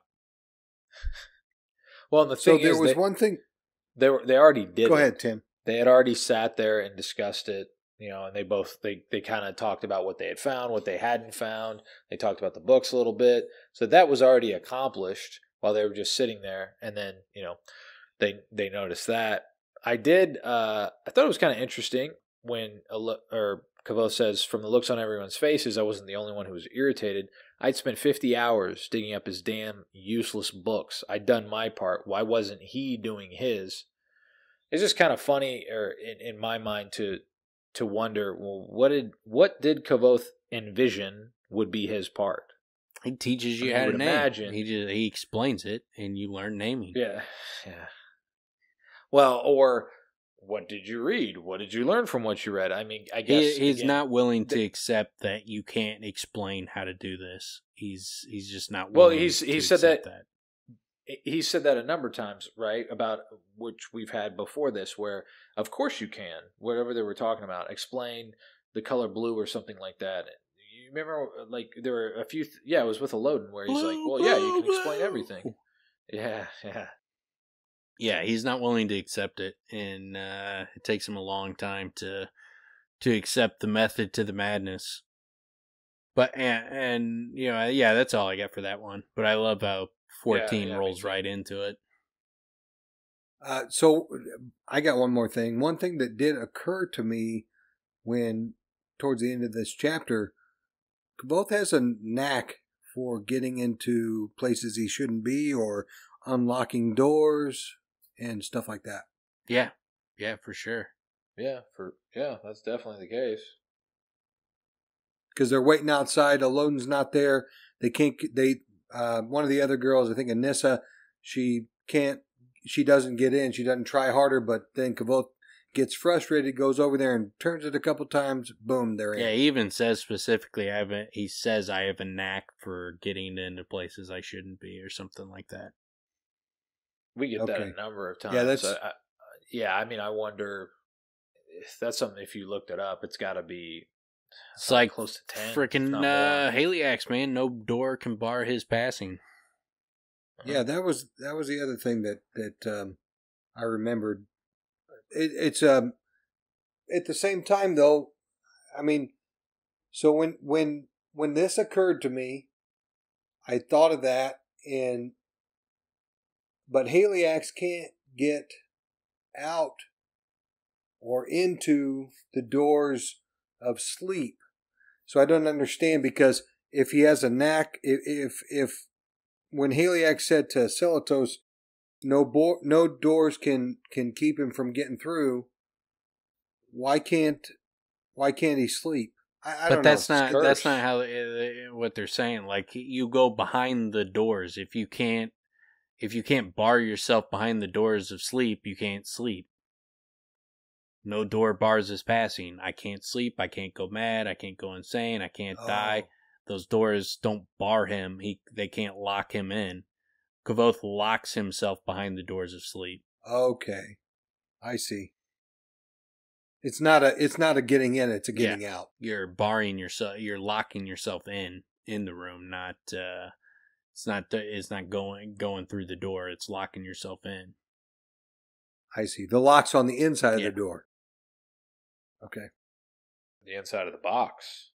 Wait a minute, but that being said, Haliax says no door can bar my passing. Correct. Which would mean he can't lock himself in. No door can keep him. To me, that would mean he can get through any door. Correct. Like Kvothe. Correct. Yeah, that's what he's saying. Saying that explicitly, that no door can bar his passing. So yes, he can't lock himself behind any of the 4 doors, because no door can bar his passing. He can go right through it. He can't lock it. Okay. There's more to it. I don't know what it is, but... well, I mean, the only thing that it makes me think of when he says that is the Doors of Stone. Did he go through the Doors of Stone? Did he talk to Ajax? Is that why he's Haliax? Is that why, his name basically means the breath of Ajax?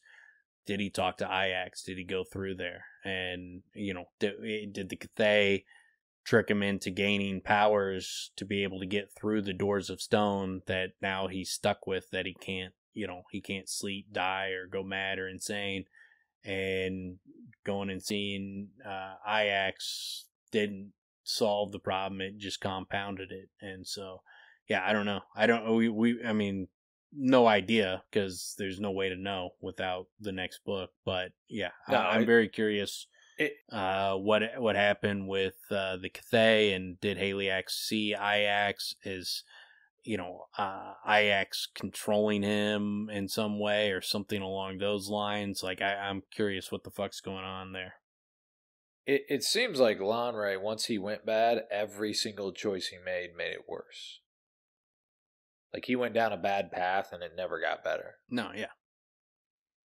But I don't know. I mean, it's all pure speculation on that front. Like, there's not a good, really good, solid theory based on evidence. It's a lot of speculative guesses. They're all dead. Yeah. They're all dead. They're all dead Rothfuss football coaches. I can't wait to see that movie. Recruiting. What'd you say? Lionsgate's got the rights. I can't wait to see this movie.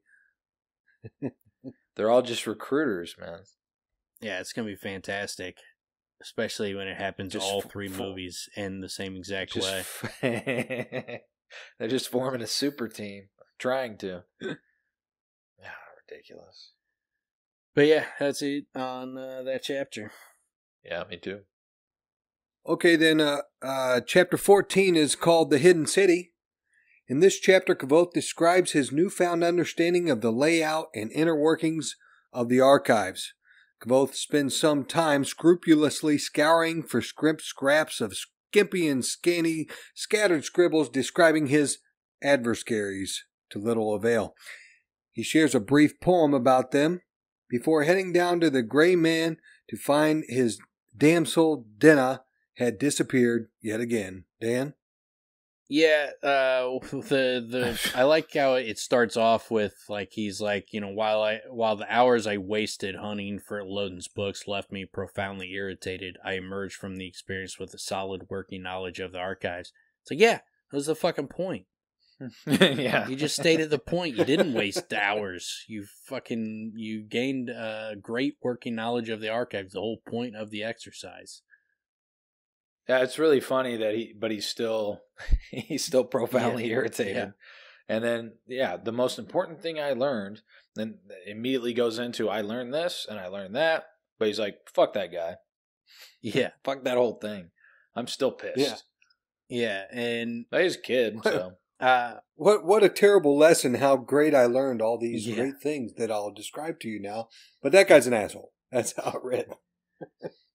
One of the things I think is kind of interesting is he's like, you know, but other parts of the archives were quite the opposite of busy. The acquisitions office, for example, was tiny and perpetually dark. Through the window, I could see that one entire wall of the office was nothing but a huge map with cities and roads marked in such detail that it looked like a snarled loom. The map was covered in a layer of clear alchemical lacquer, and there were notes written at various points in red grease pencil detailing rumors of desirable books and the last known position of the various acquisition teams. It sure seems like they're hunting, not just like hunting down books for knowledge. It sure seems like that they are on a mission to remove books from, because otherwise, if they have this detailed map of the world and where all these books are, where's all the fucking information we want to know? Like, they're clearly on a mission to get books that they don't have. Surely they would have came across something important in that time. If they don't have it at the library, it's got to be because they're hiding it. Yeah, I was going to say, I mean, they're clearly trying to locate, and the fact that Kvothe can't find information about the Chandrian and can't find information about the Emir does hint at it's not just that they're trying to locate to remove information. I just wonder, man, if we're gonna walk into a library at some point that is just filled with all this information. Yeah, there's a room somewhere just filled with books about the Chandrian and the Emir. They find Iax's diary, and it's super detailed. Yeah, he's it's very, very depressing tale of his failed love life. He's basically Sim, and we see, you know, how like a happy-go-lucky kid goes dark because he keeps getting turned down. Oh man, it's all just a story that looms out of a dude being turned down by women. Yeah. It's all just pegged on. It's pegged on that. And how bad the world can go. He becomes a shaper and tries to shape. That's where, you know, Florian's like the sex god of the world. He's like, I'm going to create a world with a sex god that's all about fucking sex and super sex. Dave day 9,723. Once again on the road, trying to find a love of my life. What's Lanray's wife's name? Lyra. Ever since Lyra's left me, I've had no confidence. It's a vicious cycle. I've had no confidence. I can't get another girl because she sees that I have no confidence. And anyway. Yeah, it just it's feeds hilarious. on itself. It just goes on this downward spiral that can just constantly goes. I love the idea that he takes the route of, what was it, Weird Science? Yeah. Is that the movie I'm thinking of? Yeah. He creates the girl. Iax goes and the Weird Science creates the Fae with a fucking sexy sex town. But he created a little, he created Florian, who has her own agenda. When you think, so she's when you pulling look guys at in like from Florian, all over the place to ruin their lives. You look at Florian, that's like 15-year-old boy dream shit. Yeah, that's pretty funny, man. That's a that's a really funny. If you were shaping, what were you shape? What do you mean, 15-year-old boy? If I was a shaper, she's got all these different tricks, all these different sexual moves, different things that he likes. He's experimenting. He's like, I wonder if I could think of a girl to do in the movie. Like she's got like fucking 12 boobs.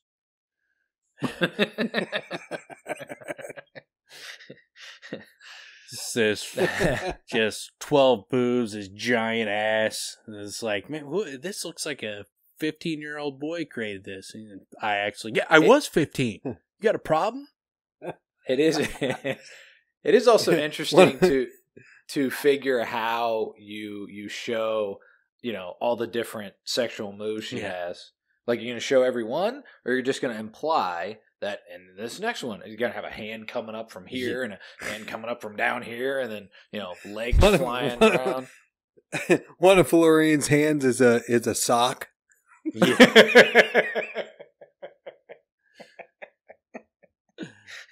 Oh, man. That's pretty good. Yeah. Yeah, there you go. I'm trying to think of other things 15-year-olds are into, and I can't access it. It's like I'm too far removed. The other hand's a vacuum cleaner hose. I don't know about that. That's funny. Yeah, I like it. I like that. Yes, he's constantly a child, and he never developed any game. Yeah. So he's literally creating worlds for himself to play in. But he doesn't get, he doesn't get locked in. He doesn't get that, that psychological engagement, and he's just stuck as a child forever, pissing and moaning, breaking down houses and shit. And the whole reason they locked him behind the doors because, like, dude, like, look, man, you need to grow up. Like, this fucking red light district world is not gonna fly. You can't turn gone too far. The whole world into a fucking sex playground. I'm a shaper. I'll do what I want. All right, we'll lock you behind a door. We're gonna lock you in your room. So he goes I was gonna say he goes to timeout. He's been in timeout for all this time. You can't make all the women's locker rooms without doors. He's grounded. He's literally, you know what? He's grounded to his room, and all he needs is that football coach to give him a direction. We find out, and once he gets that direction, we find out in book 3 that real dark area of the Fae. It's like when a light's turned on there, it's just there's glory holes everywhere. It's just like glory holes all over the place. Like, hey, there's a glory hole. There's a glory hole. Fucking like he was walking through a place where there's just like penises sticking through glory holes everywhere. I say he's like walking through. What is all this on my feet? Yeah. What is this sticky substance everywhere? Yeah.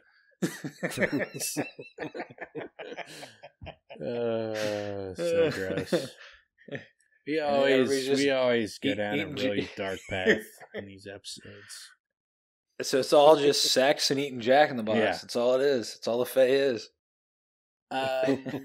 The other big aspect, obviously, is he talks about going on the hunt for the Chandrian, and most of it is just nonsense stories. Like, there were several books of children's stories that feature Chandrian engaged in minor mischief, like stealing pies and making milk go sour. Others had them bargaining like demons in Aetoran morality plays. We get the Chandrian were cursed. Signs showed their presence: blue flame, rotten rust, they chill in the air. That's accurate. I do think it is a curse. I don't, we always joke and say they're superpowers, but I do think they're curses that show their signs. And one of the few things I knew about the Chandrian was that they worked viciously to repress any knowledge of their own existence. They killed my troop because my father had been writing a song about them. In Draben, they destroyed an entire wedding party because some of the guests had seen pictures of them on a piece of ancient pottery. But one of the big ones is he finds a children's book that he says instead they were, of course, the Chandrian were the only entry without a picture. Instead, there was just an empty page framed in a decorative scroll work. The decorative scroll work is, I think, what is the clue. He is like, you'd be surprised what you find hidden within children's poems. He says something along those lines. Might not be that word for word, but he says that early on to Chronicler. And the decorative scroll work, I think, is important because he describes the lackless boxes feeling like scroll work. He says the Duke of Gibeah had like scroll work around the edges, and we know the Duke of Gibeah, had like the saying of the Emir. So I think this decorative scroll work, if he could read Yillish, I think he would be learning that there are secrets that are hidden in these books. That decorative scroll work, I don't think is decorative. I think that is the hidden secret that he's missing. That's interesting. Yeah, I like that. And we get.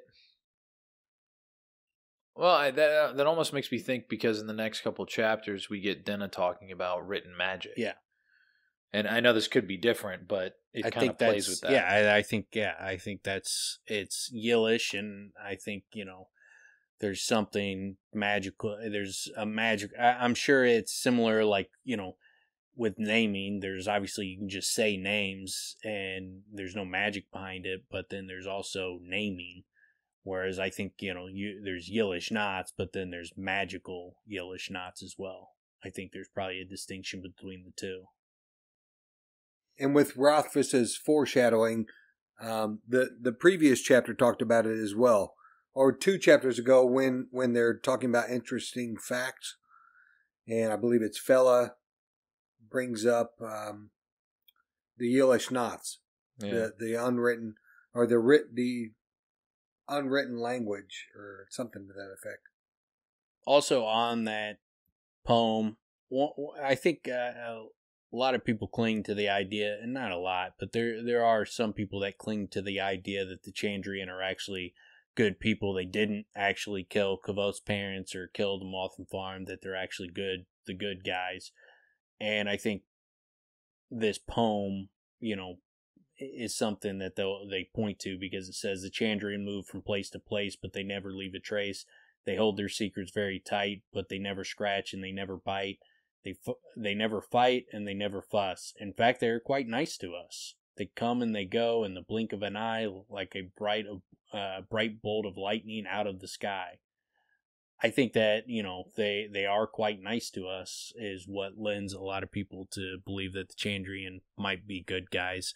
I don't think that's the case, but I think that's one piece of evidence that they point to in the fact that he says there's secrets hidden in children's rhyme. I think the secret is the scroll work, not the actual poem. I think the poem is largely nonsense. Yeah, I think their marketing arm is pretty weak. This is the best they could come up with, the Chandrian, to spread let's get some word out there that we're not that bad. We're actually nice. Let's get some people off our scent, and they write this ridiculous, stupid poem. So I hear you, and I'm telling you, that poem, nice, man, that poem is hot. It's hot fire. You're spitting hot fire. That shit thumps. It thumps so fucking hard. But in fact, they are quite nice to us. But I also, I went to, I saw what happened, at a wedding where there was like 80 people who were like, cut in pieces and sliced in two. I think that was wrong. I'm just going to say it. I think what you guys did there was wrong, and that lends me to believe that you guys do bite and you do fight. Well, and I think it's also pretty telling that Cinder tortures a child emotionally just for shits and giggles. Yeah, that tells me they're not nice. They're not nice to us. We didn't do that. We just showed up and, we just had some fun. Yeah, we showed up. We showed up at the end. Yeah, we showed up after, and then we were like, well, let's really try to make it seem like we did it. So I'm going to make this kid feel really bad. But actually, we were there. We saved Kavoth. Whoever killed his family would have killed him. And then we saved Dinah at the Motham Farm. We showed up and fucking saved her. And we're just completely misinterpreted. Everybody gets us wrong. You know why I think everybody gets you wrong, Cinder? Also, you know why? It's because you're like, where's your parents? Oh, someone killed your parents? Oh, poor you, boo-hoo. And then Haliak's like, yeah, you know what? Just go ahead and fucking kill that kid, man. Like, stop being mean to him and just kill him. It's like, well, you guys seem pretty fucking gangster, man. Like, stop being such a dick, and maybe we'll believe your bullshit that you didn't do it. Yeah, and also to add to that, to make that a little more concrete, when Haliax comes up and chastises Cinder, he chastises more than just Cinder. He's like, a lot of you guys, or some guys of enjoy your cruelties forget our purpose. Yeah, cruelties and forget our purpose. He's not talking about just Cinder. He's talking about a few of them and being cruel. And like the implication when he's like, this one has done nothing wrong, like the other ones had done something wrong. Like, come on, no, there's no way. Like, here's how much Rothfuss is not into twists, like just massive out of nowhere twists. When he has his parents killed, he's like, I hope they, enjoyed their last moments together. I hope they spent them in each other's arm. But doesn't matter because they're dead. He's like, there's no fucking, I go out in the woods and I came back and there's a massive twist. Holy shit, shocker. My parents are dead. No, he's like, some bad shit's about to happen. I'm going to tell you some bad shit. And then he's like, and I hope they spent their last moments together, loving each other, but they're dead. Like, he didn't give you a twist. He just fucking matter-of-factly just laid it out there. Like, if he's going to give a fucking twist, that's a prime opportunity to give a twist. He doesn't fucking do it. Like, I can't think of anything where it's like there's just this jaw-dropping twist moment. That's not how he tells his stories. No, the way he kind of drops him is like, well, pretty soon here, Denna's with Ambrose, and you're like, fuck. Yeah. But, that's not it's a twist in the sense of, shit, man. His girl and his enemy together, you're like, it's totally plausible. Yeah. Totally happened. He's a rich dude in town. Who's she looking for? Rich dudes in town. But, right? and he didn't string it along. He just dropped that on our fucking plate. Yeah, exactly, yeah. Like, he's not a guy that, strings shit along and then just fucking out of left field, you get fucking whipsawed in another direction. Like, all the shit seems to build off of previous things. And so, like, to make the Chandrian good guys would just be so out of left field after the whole book. The whole first two books have been about hunting them down for killing his parents. I will say this, though. You can't say that he's not going to write in a twist because he hasn't wrote in a twist, that it doesn't match his style. That's the whole point of a twist. Okay. But he's not going to write in a twist that would completely make the first couple books shit. What he usually does is he adds a new layer that builds off of previous layers. Maybe takes you in a slightly different direction than you expected, but it doesn't, it's not a complete 180. And there's and I don't know what that might be, but there's a lot of different avenues he could twist because there's so much. Well, is it this or is it this? He could definitely make the Haliax or the Chandrian more sympathetic. He could go that route, and that wouldn't like throw me off. But like to be like, Cinder was actually he's one of the good guys. That's a massive out of nowhere, completely contrary to everything we've seen twist. Yeah, you can't do that after the cruelty. And yeah, there's plenty more that can come from the mayor and from Braden and from Auri and from, I always forget the guy that was killing the mayor. Oh, Caudicus. Slowly poisoning him. Yeah, there's plenty that can still come from those characters, and there can be twists where these people are put in a more sympathetic light, but not Cinder. Maybe Haliax, but not Cinder. No. Maybe Haliax. Not Cinder, but Haliax doesn't show cruelty. No, yeah, he seems to separate himself from them. So that's why I say, like, you could build some sympathy for their plight. You could make them more sympathetic where it's more understandable what they're doing. I think that will be the case. But I do not think he will go the route that, nope, turns out the Amir are the bad guys and the Chandrian are the good guys and both had it 180 degrees in the wrong direction. That would be super whack. That would be really whack to have Scarpy be a bad guy. Yeah. It's just like a lot of those characters. But yeah, that would be, again, when it takes the book in a direction. I'm not necessarily trying to say in a direction I don't want it to go, because it shouldn't go in a direction I expect anyway. But if it went in that direction, so much that already has been written needs to be twisted in such a way for it to not be garbage.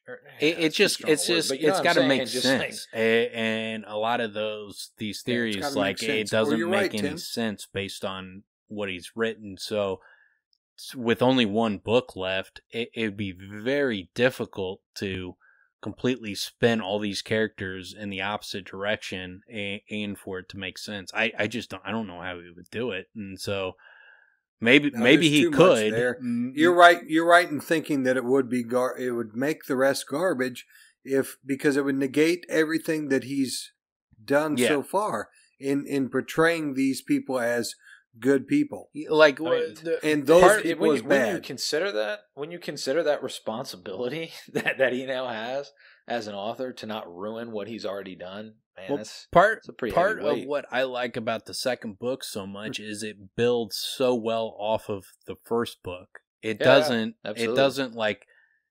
not a book that like goes in a totally different direction than I would have ever thought. It doesn't do that. I don't ever feel that where I'm just like, holy shit, I can't believe he did this. I don't have those feelings, but it's amazing because of how well it builds off of what he already wrote. How many clues and layers that he started in book one that I didn't understand when I went through book one, but it makes sense once you get to book two, like the Natalia Lackless parts where you get these little hints, and then the second book builds off those hints and then kind of closes that loop.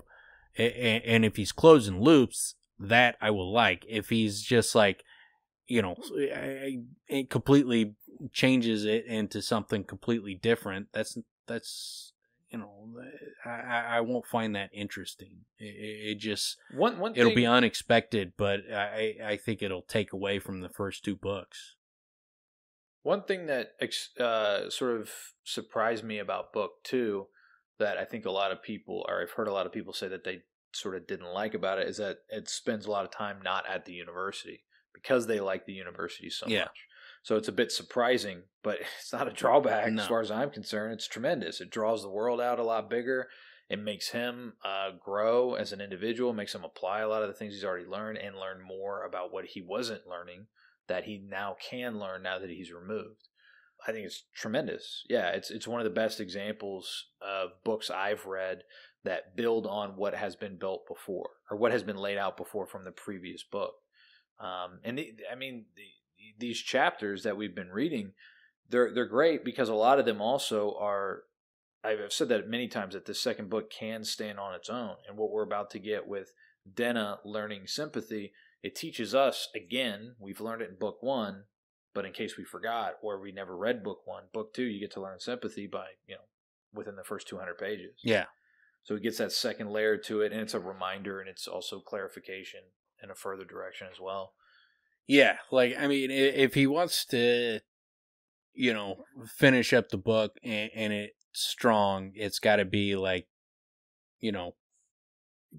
bring in, make the Mario Brothers and the Tonto and the Jack in the Box and, the Twilight and the Matrix and bring in all these elements that he's already laid out and just finish that story, that's clearly laid out. Finish that.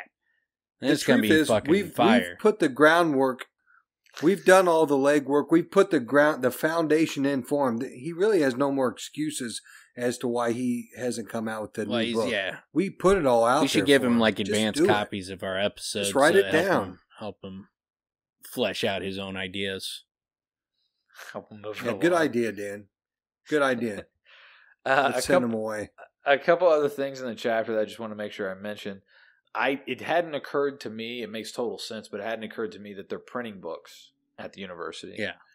There's room for actually copying books, which is great, but it just hadn't really occurred to me, as well as the sorting and the storing and the keeping the books maintained and all that stuff. And then I also liked when Kvothe talks about the good neighborhoods and bad neighborhoods and how the Larkin Ledger books, multiple floors of the library now turned into bad neighborhoods where there's disorganization.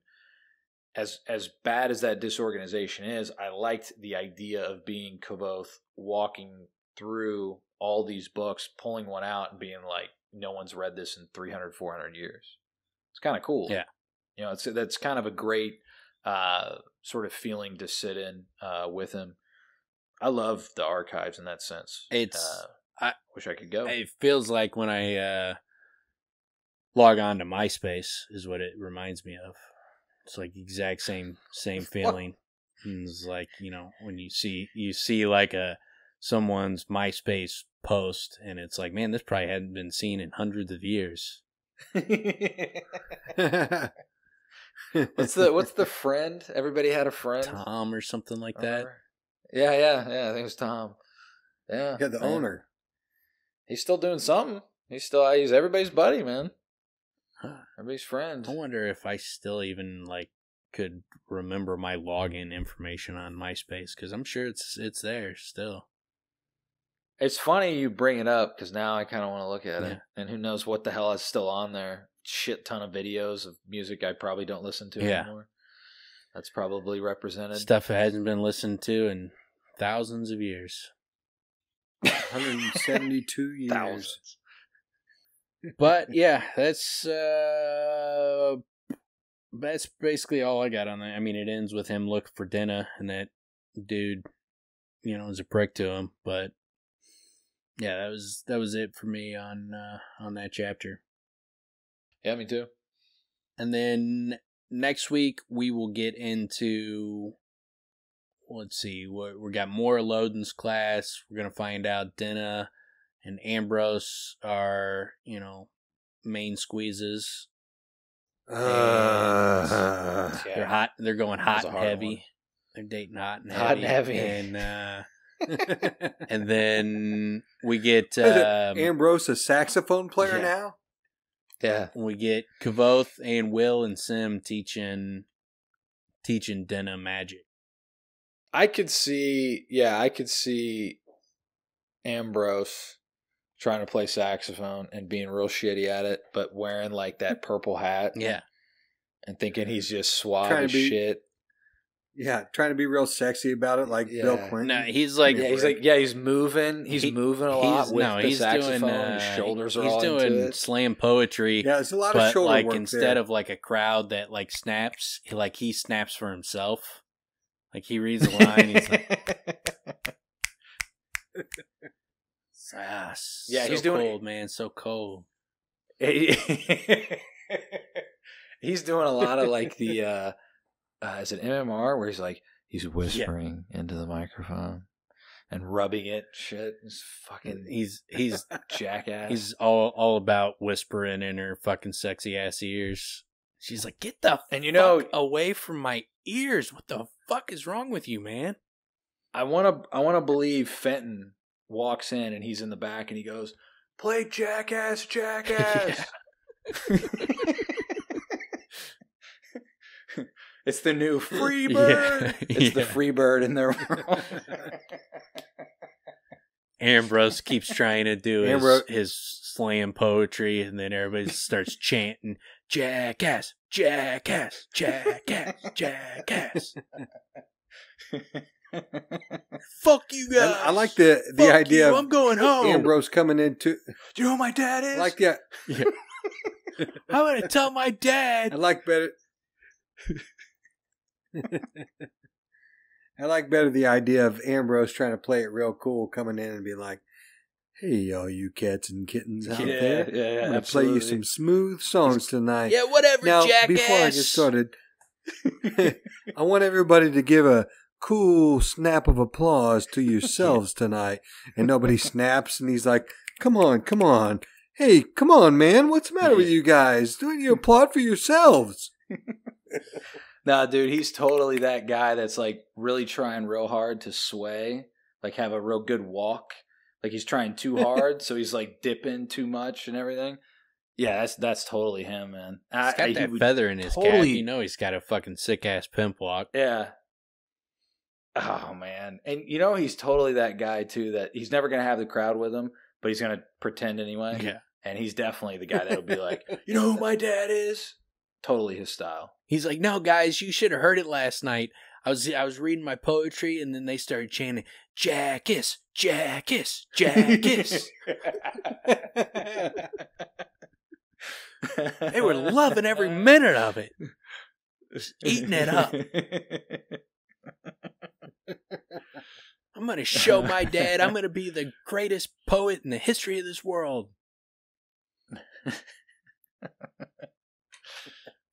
Oh, man. Sit down, you jackass. Thank you. Yeah. Thank you. Yes, yeah. It's me. That'd be such a great character. Like everybody starts mocking him, but he's unmockable because he just fucking twists whatever they're saying into a compliment. Like they're like, "Jackass, jackass." He's like, "Yeah, jackass, jackass, jackass. Yeah, me. I do love the idea that he genuinely is misunderstanding all of the jeers and everything. It's literally just misunderstood in his mind, so he just keeps feeding his ego. "Nice hat, jackass." "Thank you. I bought it at fucking Brooks and Brothers."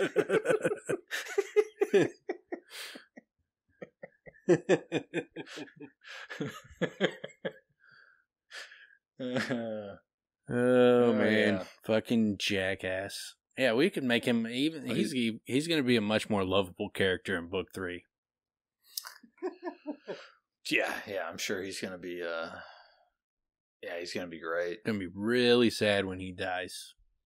I hope it's good. I hope the way he really goes out. I hope it's just knowing Rothfuss. I'm sure he's going to twist it in because he does. I mean, continuously Ambrose just becomes more and more of a piece of shit as the book goes on. I hope that kid rights the ship, turns his life around, gets that poetry in order. We all end up liking it in the end. Is that what's gonna happen? That's the hero? That's gonna be the arc. Jesus. It's gonna be from the the bratty noble. He grows into a man who rectifies all his past mistakes. Book 3 will be like Cobra Kai. Yeah, and Ambrose is Johnny. He was trying really hard the whole time. I will tell you right now, man, Rothfuss is going to have to do some serious work. Root for this. What's going to happen? When Kavos like, "I've lost too many friends already," it's going to be he's talking about Ambrose. Like they become best. They become best friends once they sit down and they talk about their they're both going how they went after Denna and failed and they bond off of it. Like, she's always running off to fucking work at Jack in the Box, man. Like, I don't know what. I gave her everything. She's all about those franchises. So Kaboth is like his lute accompaniment to his poetry slams. Yeah. Yeah. He's got his boy band, and he's also got his fucking slam poetry fucking jam sessions with fucking Ambrose. I'm telling you guys, man, he's actually pretty cool. Yeah. He's gotta get Sim in the fold. Sim will love him. Like, once he really like steps up his poetry game, man, Sim's gonna be, oh man, that motherfucker thumps. If he can nail that pentameter that Sim's all into, yeah, I guess. Will's like, I will admit, he does spit hot fire. Jeez. Oh man. All right. I think that'll pretty much cover it for this episode. We'll fucking probably get to around 18, 19 or so next week. Right on. All right. All right. Peace out. Good night, guys. That's it.